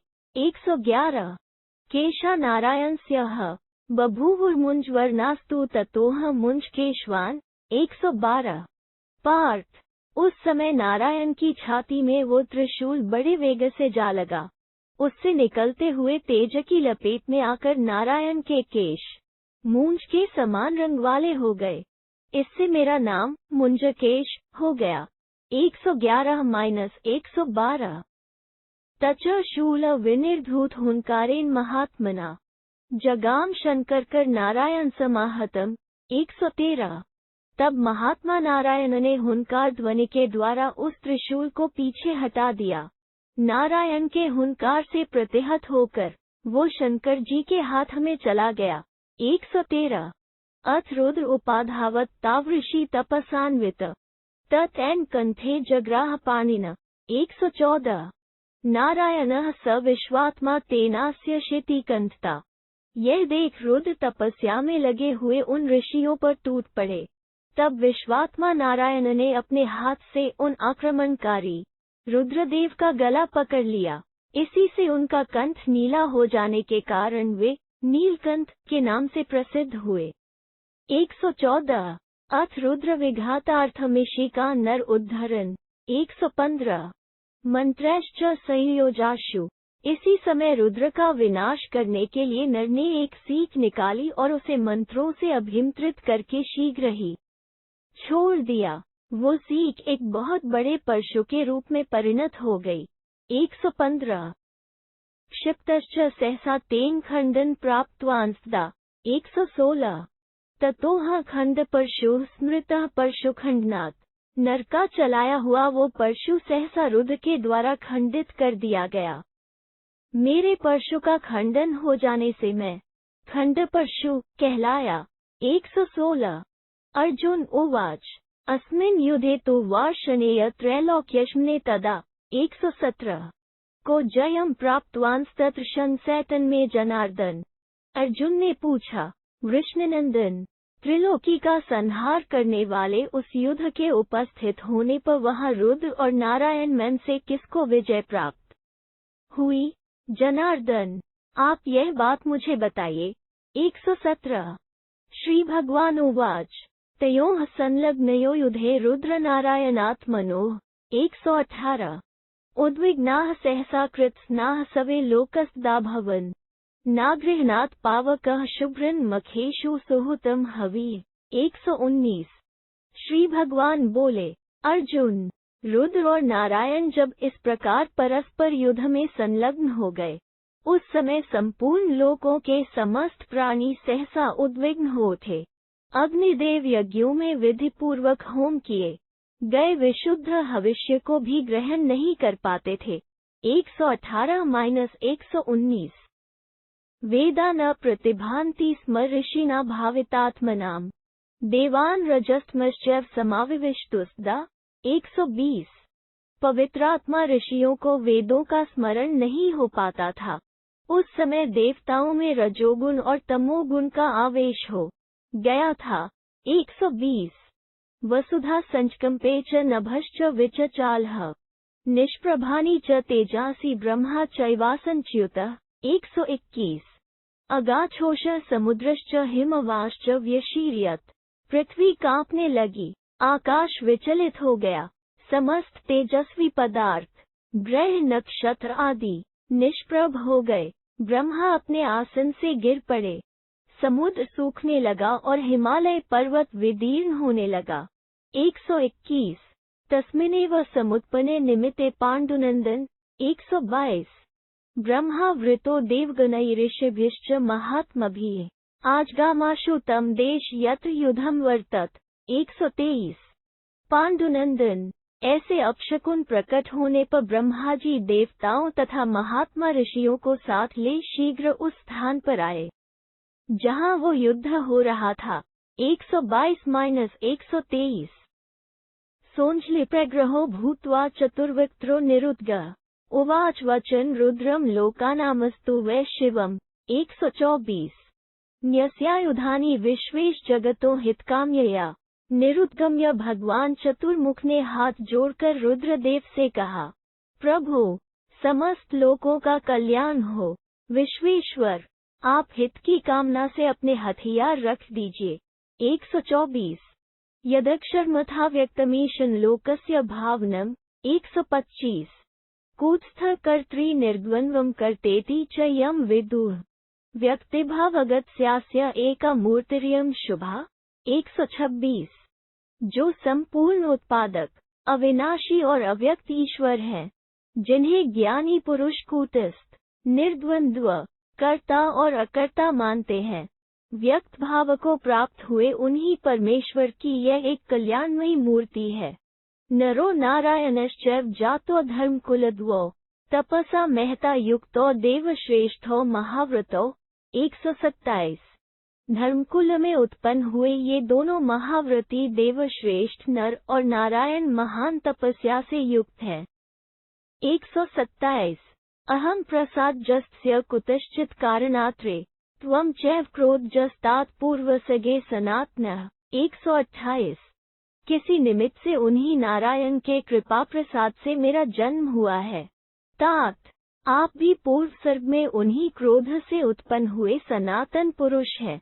128 मया च सार्धम वरद विबुधैश्च महर्षिभिः प्रसाद्याशु लोकाना शांतिर्भवतु मा चिर्म। 129 वरद आप देवताओं और महर्षियों के तथा मेरे साथ शीघ्र इन प्रसन्न कीजिए, जिससे संपूर्ण शीघ्र ही शांति स्थापित हो। 129 ब्रह्मणा त्वेव मुक्तस्तु रुद्रः क्रोधाग्निमुत्सृजन् प्रसाद्यामास्ततो देव नारायण प्रभुम् शरण च जगामाद्यम वरेण्यम वरदम प्रभुम्। 130 ब्रह्मा जी के ऐसा कहने पर रुद्रदेव ने अपनी क्रोधाग्नि का त्याग किया, फिर आदिदेव, वरेण्य, वरदायक, सर्वसमर्थ भगवान नारायण को प्रसन्न किया और उनकी शरण ली।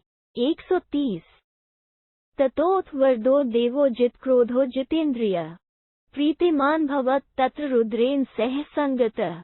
131 तब क्रोध और इंद्रियों को जीत लेने वाले वरदायक देवता नारायण वहां बड़े प्रसन्न हुए और रुद्रदेव से गले मिले। 131 ऋषि ब्रह्मणा चैव विबुधैश्च सुपूजितः उवाच देवमीशान्मीशः स जगतो हरिः। 132 यस्त्वां वेति समा वेति यस्त्वामनु समामनु नावौरंत्र किचिमा बुद्धिरन्यथा। 133 तदनंतर देवताओं, ऋषियों और ब्रह्मा जी से अत्यंत पूजित हो जगदीश्वर श्री हरि ने रुद्रदेव से कहा, प्रभु जो तुम्हें जानता है वो मुझे भी जानता है, जो तुम्हारा अनुगामी है वो मेरा भी अनुगामी है। हम दोनों में कुछ भी अंतर नहीं है। तुम्हारे मन में इसके विपरीत विचार नहीं होना चाहिए। 132-133 अद्य प्रभुति श्रीवत्सः शूलांको में भवत्वयम् मम पाण्यंकितश्चापि श्रीकंठस्त्वं भविष्यसि। 134 आज से तुम्हारे शूल का यह चिन्ह मेरे वक्षः स्थल में श्रीवत्स के नाम से प्रसिद्ध होगा और तुम्हारे कंठ में मेरे हाथ के चिन्ह से अकिंत होने के कारण तुम भी श्रीकंठ कहलाओगे। 134 श्री भगवान उवाच एवं लक्षणमुत्पाद्य परस्पर कृत तदा सख्यं चैवातुल कृत्वा रुद्रेण सहिता वृषि। 135 तपस्तेप्तुरव्यग्रो विसृज्य त्रिदिवोक्स अष्टे कथितः पार्थ नारायण जयो मृधे। 136 भगवान श्री कृष्ण कहते हैं, पार्थ, इस प्रकार अपने अपने शरीर में एक दूसरे के द्वारा किए हुए ऐसे लक्षण चिन्ह उत्पन्न करके वे दोनों ऋषि रुद्रदेव के साथ अनुपम मैत्री स्थापित कर देवताओं को विदा करने के पश्चात शांतचित हो पूर्ववत तपस्या करने लगे। इस प्रकार मैंने तुम्हें युद्ध में नारायण की विजय का वृत्तांत बताया है। 135-136 नामानि चैव गुह्यानि निरुक्तानि च भारत ऋषिभिः कथितानि यानि संकीर्तितानि ते। 137 भारत, मेरे जो गोपनीय नाम है उनकी व्युत्पत्ति मैंने बताई है। ऋषियों ने मेरे जो नाम निश्चित किए हैं उनका भी मैंने तुमसे वर्णन किया है। 137 एवं बहुविध रूपैश्चरामिह वसुंधराम ब्रह्मलोकं च कौन्तेय गोलोकं च सनातनम्। 138 कुंती नंदन, इस प्रकार अनेक तरह के रूप धारण करके मैं इस पृथ्वी पर विचरता हूँ, ब्रह्मलोक में रहता हूँ और सनातन गोलोक में विहार करता हूँ। 138 मया त्वं रक्षितो युधे महान्तं प्राप्त्वाञ्जयम् यस्तु ते सोगतो याति युधे सम्प्रत्युपस्थिते। 139 तं विद्धि रुद्रं कौन्तेय देवदेव कपर्दिनम् कालः स एव कथितः क्रोधजेति मया तव। 140 मुझसे सुरक्षित होकर तुमने महाभारत युद्ध में महान विजय प्राप्त की है। कुंती नंदन, युद्ध उपस्थित होने पर जो पुरुष तुम्हारे आगे आगे चलते थे उन्हें तुम जटाजूटधारी देवाधिदेव रुद्र समझो। उन्हीं को मैंने तुमसे क्रोध द्वारा उत्पन्न बताया है। वे ही काल कहे गए हैं। निहतास्तेन वै पूर्वं हत्वांसि अप्रमेय प्रभावतम देवदेव मुमापतिम नमस्देव प्रयतो विश्वेश हर्मक्षयम्। 141 तुमने जिन शत्रुओं को मारा है वे पहले ही रुद्रदेव के हाथ से मार दिए गए थे। उनका प्रभाव अप्रमेय है। तुम उन देवाधिदेव उमावल्लभ विश्वनाथ पापहारी एवं अविनाशी महादेव जी को संयतचित होकर नमस्कार करो। यश्च ते कथितः पूर्वं क्रोधजेति पुनः पुनः तस्य प्रभाव एवाग्रे यच्छ्रुते धनंजय। 142 धनंजय, जिन्हें क्रोधज बताकर मैंने तुमसे बारंबार उनका परिचय दिया है और पहले तुमने जो कुछ सुन रखा है वो सब उन रुद्रदेव का ही प्रभाव है। 142 इति श्री महाभारते शांति पर्वणि मौषधर्म पर्वणि नारायणीये द्विचत्वारिंशदधिकत्रिशतमोऽध्यायः। 342 इस प्रकार श्री महाभारत शांति पर्व के अंतर्गत मौषधर्म पर्व में नारायण की महिमा विषयक 342वां अध्याय पूरा हुआ। 342 दक्षिणात्य अधिक पाठ के 2 श्लोक मिलाकर कुल 144 श्लोक हैं। तारांकन सूर्य और चंद्रमा ही अग्नि एवं सोम है। वे हर्ष प्रदान करने के कारण ऋषि कहलाते हैं। वे ही केश अर्थात किरणें हैं, इसलिए नाम ऋषिकेश है। तारांकन कृष्ण नाम की दूसरी व्युत्पत्ति भी इस प्रकार है। कृष्ण नाम है और अन कहते हैं आनंद को। इन दोनों से उपलक्षित सच्चिदानंद घनश्याम सुंदर गोलोक विहारी नंद नंदन श्री कृष्ण कहलाते हैं। तारांकन वेद मंत्र के 2-2 पद का उच्चारण करके पहले पहले को छोड़ते जाना और उत्तरोत्तर पद को मिलाकर 2-2 पदों का एक साथ पाठ करते रहना क्रम विभाग कहलाता है। जैसे अग्निमीले पुरोहितम, इस मंत्र का क्रम पाठ इस प्रकार है। अग्निमीले ईले पुरोहित पुरोहित यज्ञस्य इत्यादि। अक्षर विभाग का अर्थ है पद विभाग, एक एक पद को अलग अलग करके पढ़ना। यथा अग्निम ईले पुरोहितम इत्यादि। जन्मेजय का प्रश्न। देवर्षि नारद का श्वेत द्वीप से लौटकर नर नारायण के पास जाना और उनके पूछने पर उनसे वहां के महत्वपूर्ण दृश्य का वर्णन करना। शौनक उवाच सौते सुमहदाख्यान्न भवता परिकीर्तितम् यच्छ्रुत्वा मुनयः सवे विस्मयम् परमं गताः। एक शौनक ने कहा, सूतनंदन, आपने यह बहुत बड़ा आख्यान सुनाया है, इसे सुनकर समस्त ऋषियों को बड़ा आश्चर्य हुआ है। एक सर्वाश्रमाभिगमन सर्वतीर्थावगाहनम न तथा फलदम सौते नारायण कथा यथा। 2 सूत कुमार, संपूर्ण ऋषि आश्रमों की यात्रा करना और समस्त तीर्थों में स्नान करना भी वैसा फलदायक नहीं है जैसी कि भगवान नारायण की कथा है। 2 पावितांगाः स्म संवृताः श्रुत्वेमादितः कथाम् नारायणाश्रया पुण्या सर्वपापप्रमोचनीम्। 3 समस्त पापों से छुड़ाने वाली नारायण संबंधिनी इस पुण्यमयी कथा को आरंभ से ही सुनकर हमारे तन मन पवित्र हो गए। 3 दुर्दर्शो भगवान देवः सर्वलोकनमस्कृतः सब्रह्मण्यः सूर्यः कृत्स्नैरण्यश्च महर्षिभिः। 4 सर्वलोकवंदित भगवान नारायण देव का दर्शन तो ब्रह्मा आदि संपूर्ण देवताओं तथा अन्यान्य महर्षियों के लिए भी दुर्लभ है। 4 दृष्ट्वा नारदो यतु देव नारायण हरिम नुन्मेथयनुमत तस्य देवस्य सूच। 5 सूतनंदन, नारद जी ने जो देव नारायण हरि का दर्शन कर लिया, यह निश्चय ही उन अनुमति से ही संभव हुआ। 5 जगन्नाथम निरुधत्नो स्थितम पुनर्भूयो नारदो देवसत्तमो।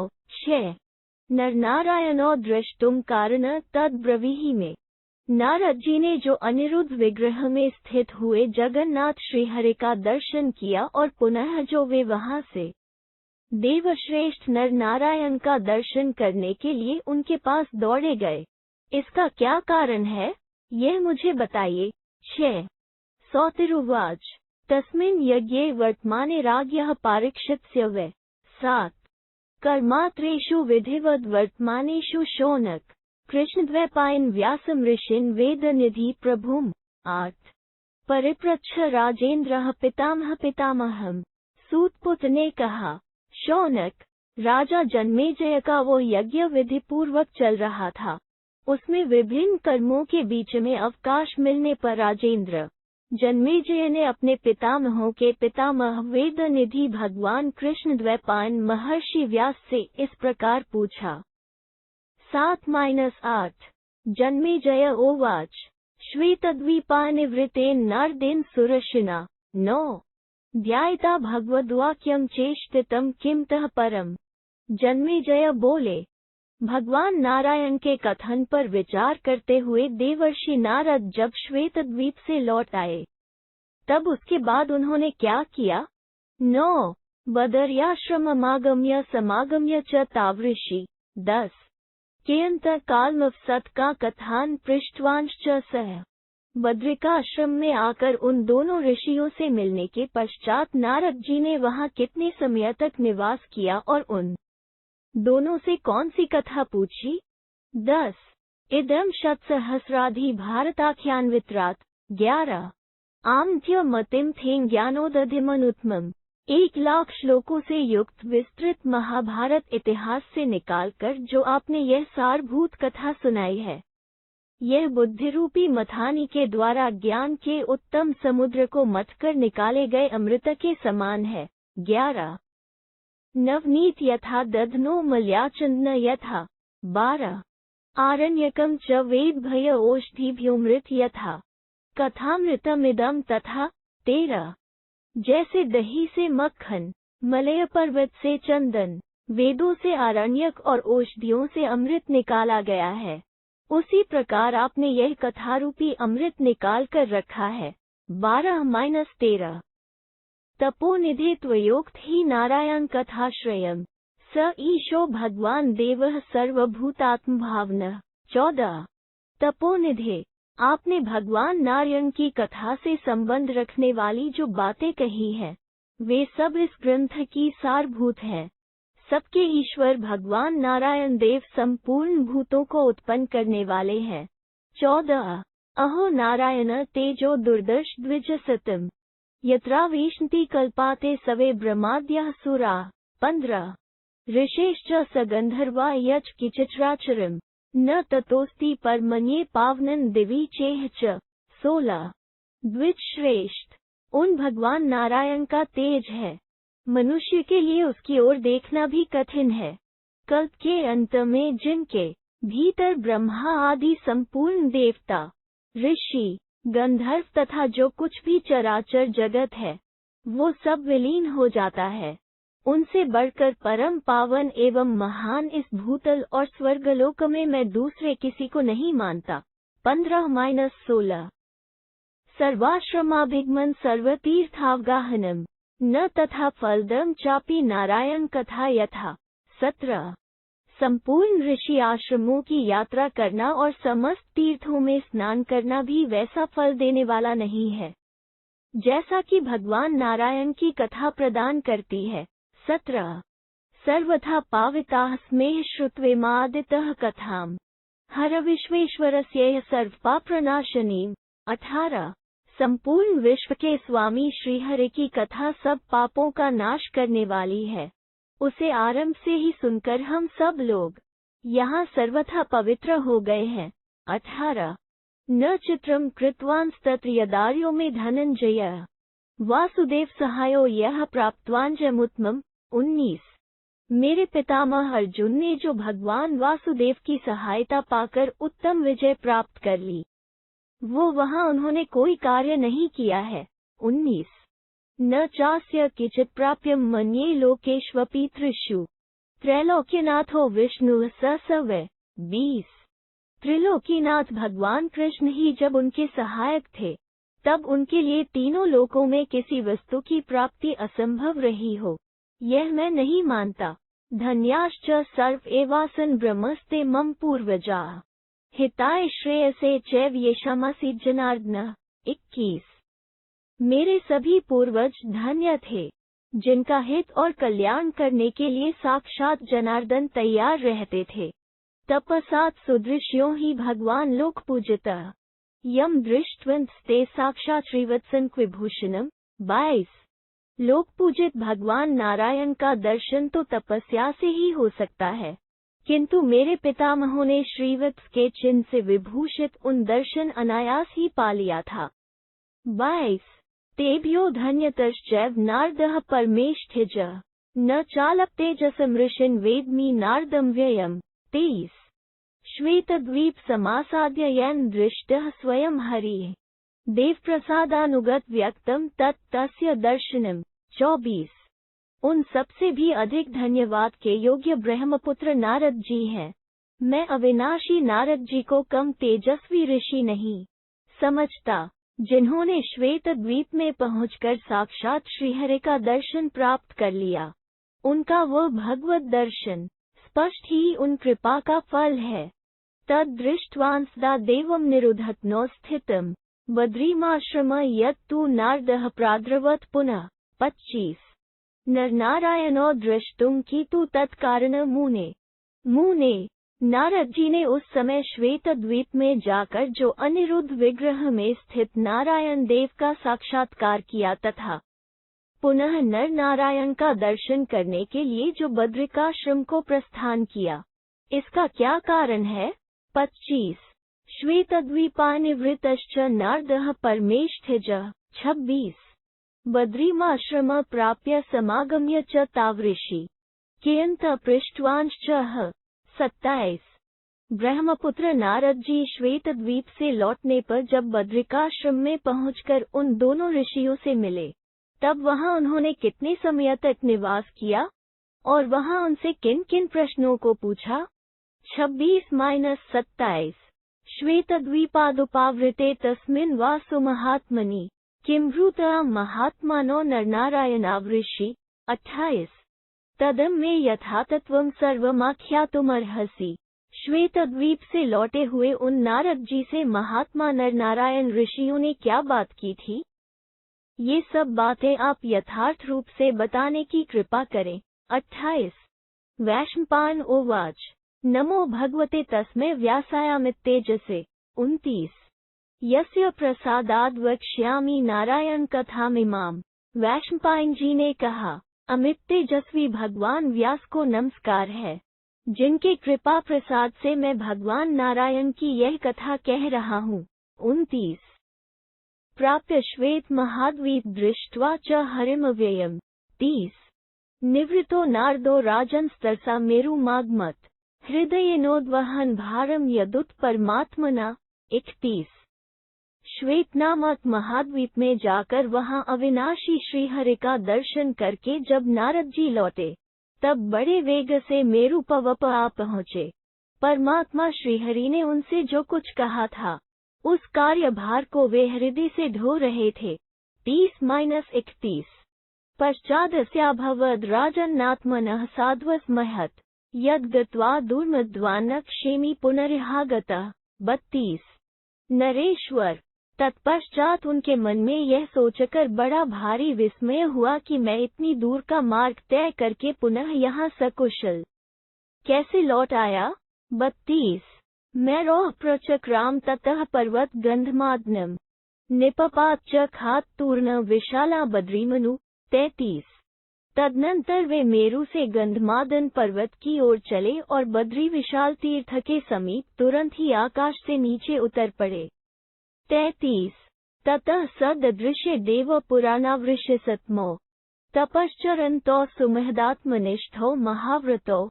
34 वहां उन्होंने उन दोनों पुरातन देवता ऋषि श्रेष्ठ नर नारायण का दर्शन किया, जो आत्मनिष्ठ हो महान व्रत लेकर बड़ी भारी तपस्या कर रहे थे। 34 तेजसाभयधिको श्रीवत्सलक्षणो पूज्यो जटामंडलधारिणो। 35 वे दोनों संपूर्ण लोकों को प्रकाशित करने वाले सूर्य से भी अधिक तेजस्वी थे। उन पूज्य महात्माओं के वक्षस्थल में श्रीवत्स के चिन्ह सुशोभित हो रहे थे और वे अपने मस्तक पर जटामंडल धारण किए हुए थे। जालपाद भुजो तो पाद्योश्चक्रलक्षणो व्योस्को दीर्घ भुजो तथा मुष्कचतुष्किनो। 36 षष्टिदंतावशदनष्ट्रो मेघोघस्त्रशस्वनो स्वास्यो पृथुललाटो च सुभ्रु सुहनुनासिको। 37 उनके हाथों में हंसका और चरणों में चक्र का चिन्ह था। विशाल वक्षस्थल, बड़ी बड़ी भुजाएं, अंडकोश में 4-4 बीज, मुख में 60 दांत और 8 दाढ़ें, मेघ के समान गंभीर स्वर, सुंदर मुख, चौड़े ललाट, बांकी भौहें, सुंदर ठोड़ी और मनोहर नासिका से उन दोनों की अपूर्व शोभा हो रही थी। 36-37 आतपत्रेण सदृश्ये शिरसि देव्योस्त्यो एवं लक्षण संपन्नो महापुरुष संज्ञेत। 38 तो दृष्ट्वा नारदो हृष्टस्ताभया च प्रतिपूजितः स्वागतेनाभिभाष्यात् पृष्टश्चानाम्यं तथा। 39 उन दोनों देवताओं के मस्तक छत्र के समान प्रतीत होते थे। ऐसे शुभ लक्षणों से संपन्न उन दोनों महापुरुषों का दर्शन करके नारद जी को बड़ी प्रसन्नता हुई। भगवान नर और नारायण ने भी नारद जी का स्वागत सत्कार करके उनका कुशल समाचार पूछा। 38-39 बभूवांतर्गतम ते निरीक्ष्य पुरुषोत्तमो सदोगतास्तत्र ये वै सर्वभूतनम स्कृता। 40 श्वेतद्वीपे मया दृष्टास्तादृशावृष्य सत्मो। तदनंतर नारद जी ने उन दोनों पुरुषोत्तमों की ओर देखकर मन ही मन विचार किया, अहो, मैंने श्वेतद्वीप में सभा के भीतर जिन सर्वभूत वंदित सदस्यों को देखा था, ये दोनों ऋषि श्रेष्ठ भी वैसे ही हैं। इति संचिन्त्य मनसा कृत्वा चाभिप्रदक्षिणम् 41 स चोपविशे तत्र पीठे कुष्मये शुभे। मन ही मन ऐसा सोचकर वे उन दोनों की प्रदक्षिणा करके एक सुंदर कुशासन पर बैठ गए। 41 तत्स्थौ तपसा वासो यशसा तेजसाम्पि। 42 ऋषि शमदमोपेतो कृत्वा पौर्वाहनिक विधिम पश्चान्नार्दम व्यग्रोपाद्यार्घ्याभ्यामथारत। 43 तदनंतर तपस्या, यश और तेज के भी निवास स्थान वे शम दम संपन्न दोनों ऋषि पूर्वाण काल का नित्य कर्म पूर्ण करके फिर शांत भाव से पाद्य और अर्घ्य आदि निवेदन करके नारद जी की पूजा करने लगे। 42-43 पीठयोश्चोपविष्टो तो कृतातिथ्याः निको नृप तेषु तत्रोपविष्टेषु सदेशोभिव्यराजत। 44 आज्याहुति महाजौलर्यज्ञवाटो यथाग्निभिः। नरेश्वर अपने नित्य कर्म तथा नारद जी का आतिथ्य सत्कार करके वे दोनों ऋषि भी कुशासन पर बैठ गए। वहां उन तीनों के बैठ जाने पर वह प्रदेश घी की आहुति से प्रज्वलित विशाल लपटों वाले 3 अग्नियों से प्रकाशित यज्ञ मंडप की भांति सुशोभित होने लगा। 44 अथ नारायणस्तत्र नारदम वाक्यम अब्रवीत। 45 सुखोपविष्टम विश्रांतम कृतातिथ्यम सुख स्थितम। इसके बाद वहां आतिथ्य ग्रहण करके सुखपूर्वक बैठकर विश्राम करते हुए नारद जी से नारायण ने इस प्रकार कहा। 45 नर नारायणावूचतो अपीदानी स भगवान परमात्मा सनातन। 46 श्वेतद्वीपे त्वया दृष्ट आवयोः प्रकृतिः परा। नर नारायण बोले, देवर्षे क्या तुमने इस समय श्वेत द्वीप में जाकर हम दोनों का परम कारण रूप सनातन परमात्मा दर्शन कर लिया?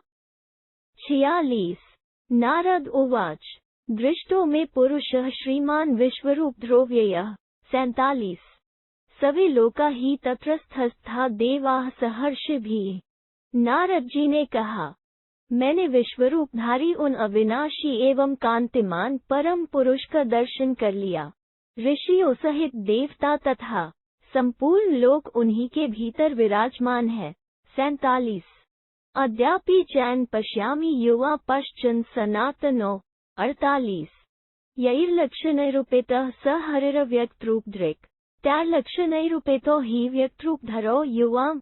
49 मैं इस समय भी आप दोनों सनातन पुरुषों को देखकर यही श्वेतद्वीप निवासी झांकी कर रहा हूँ। वहाँ मैंने अव्यक्त रूपधारी श्रीहरि को जिन लक्षणों से संपन्न देखा था, आप दोनों व्यक्त रूपधारी पुरुष भी उन्हीं लक्षणों से सुशोभित हैं। 48-49 दृष्टो युवा मया तत्र तस्य देवस्य पार्श्वतः एहैव चागतोम यद्य विसृष्टः परमात्मना। 50 इतना ही नहीं, मैंने आप दोनों को वहां भी परमदेव के पास उपस्थित देखा था और उन्हीं परमात्मा के भेजने से आज मैं फिर यहाँ आया हूँ। 50 को ही नाम भवेत् तस्य तेजसा यशसा श्रिया सदृशस्त्रिषु लोकेषु ऋते धर्मात्मजो युवाम्। 51 तीनों लोकों में धर्म के पुत्र आप दोनों महापुरुषों के सिवा दूसरा कौन है, जो तेज यश और श्री में उन्हीं परमेश्वर के समान हो। 51 तेन में कथितः कृत्स्नो धर्मः क्षेत्रज्ञ संज्ञितः प्रादुर्भावाश्च कथिता भविष्यायः ये यथा। 52 उन भगवान श्रीहरि ने मुझसे संपूर्ण धर्म का वर्णन किया था, क्षेत्रज्ञ का भी परिचय दिया था और यहाँ भविष्य में उनके जो अवतार जैसे होने वाले हैं उन्हें भी बताया था। 52 तत्र ये पुरुषाः श्वेताः पंचेन्द्रिय विवर्जिताः प्रतिबुद्धाश्च ते सवे भक्ताश्च पुरुषोत्तमम्। 53 वहाँ जो चंद्रमा के समान गौरव वर्ण के पुरुष थे, वे सब के सब पांचों इंद्रियों से रहित अर्थात 5 भौतिक शरीर से शून्य ज्ञानवान तथा पुरुषोत्तम श्री विष्णु के भक्त थे। 53 तेर्चयन्ति सदा देवतैः सार्धम रमते च सः प्रिय भक्तों ही भगवान परमात्मा द्विज प्रिय। 54 वे सदा उन नारायण देव की पूजा अर्चा करते रहते हैं और भगवान भी सदा उनके साथ प्रसन्नता पूर्वक क्रीड़ा करते रहते हैं। अपने भक्त बहुत ही प्रिय है तथा वे परमात्मा श्रीहरि ब्राह्मणों के भी प्रेमी है। 54 रमते सोच मानो ही सदा भागवत प्रिय, विश्वभुक सर्वगो देवो माधवो भक्तवत्सला। 55 वे विश्व का पालन करने वाले सर्वव्यापी भगवान बड़े भक्तवत्सल हैं, भगवत भक्तों के प्रेमी और प्रियतम। श्रीहरि उनसे पूजित हो वहाँ सदा सुप्रसन्न रहते हैं। सकर्ता कारण चैव कार्यम चातिबलद्युति, हेतुश्चाज्ञा विधान च तत्वम चैव महायशा। 56 वे ही कर्ता, कारण और कार्य है, उनका बल और तेज अनंत है। वे महायशस्वी भगवान ही हेतु, आज्ञा, विधि और तत्वरूप है। 56 तपसा योज्य पर ही यत तेज इत्यभिविख्यात। 57 वे अपने आप को तपस्या में लगाकर श्वेत द्वीप से भी परे प्रकाशमान तेजोमय स्वरूप से विख्यात है। उनका वह तेज अपने ही प्रकाश से प्रकाशित है। 57 शांति सात्रिषु लोकेषु विहिता भावितात्मना, एतया शुभया बुद्धया नैष्ठिक व्रतमा स्थितः। 58 उन पूतात्मा परमात्मा ने तीनों लोकों में उस शांति का विस्तार किया है। अपनी इस कल्याणमयी बुद्धि के द्वारा वे नैष्ठिक व्रत का आश्रय लेकर स्थित है। 58 न तत् सूर्यस्तपति न सोमोभिविराजते, न वायुर्वाति देवेशे तपश्चरति दुश्चरम। 59 वहाँ सूर्य नहीं तपते, चंद्रमा नहीं प्रकाशित होते तथा दुष्कर तपस्या में लगे हुए देवेश्वर श्रीहरि के समीप यह लौकिक वायु भी नहीं चलती है। 59 वेदीमष्टन लोत से धान भूमावास्था विश्वकृत, एक पात स्थितो देव। 7 वहाँ की भूमि पर एक ऊंची वेदी बनी है, जिसकी ऊंचाई 8 अंगुलियों की लंबाई के बराबर है। उस पर आरूढ़ हो वे विश्वकर्ता परमात्मा दोनों भुजाएं ऊपर उठाए और उत्तर की ओर मुंह किए एक पैर से खड़े हैं।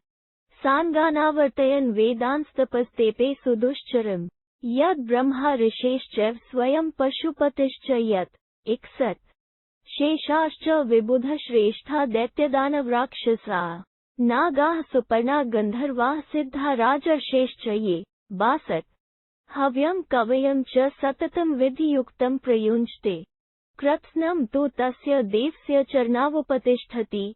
63 वे अंगों सहित संपूर्ण वेदों की आवृत्ति करते हुए अत्यंत कठोर तपस्या में संलग्न हैं। ब्रह्मा स्वयं महादेव, संपूर्ण ऋषि और शेष, श्रेष्ठ देवता तथा दैत्य, दानव, राक्षस, नाग, गरुड़, गंधर्व, सिद्ध एवं राजर्षिगण सदा विधि पूर्वक जो हव्य और कव्य अर्पण करते हैं, वो सब कुछ उन्हीं चरणों में उपस्थित होता है। 61 63 याः क्रियाः संप्रयुक्ताश्च एकाग्रबुद्धिभिः, ताः सर्वाः शिरसा देवः प्रतिगृह्णाति वै स्वयं। 64 जिनकी बुद्धि अनन्य भाव से एकमात्र ही लगी हुई है, उन भक्तों द्वारा जो क्रियाएं समर्पित की जाती हैं, उन सबको वे भगवान स्वयं शिरोधार्य करते हैं। 64 न तस्यान्यः प्रियत्रः प्रतिबुद्धैर्महात्मभिः, विद्यते त्रिषु लोकेषु ततोऽस्यैकान्तिकः गतः। 65 वहाँ के ज्ञानी महात्मा भक्तों से बढ़कर तीनों लोकों में दूसरा कोई प्रिय नहीं है, अतः मैं अनन्य भाव से उन्हीं की शरण में गया हूँ। 65 एह चैवागत तेन विसृष्टः परमात्मना, एवं में भगवान देवः स्वयं आख्यातवान हरि, आशिषे तत्परो भूत्वा युवाभया सह नित्यश। 66 यहाँ भी मैं उन्हीं परमात्मा के भेजने से आया हूँ। स्वयं भगवान श्रीहरि ने मुझसे ऐसा कहा था।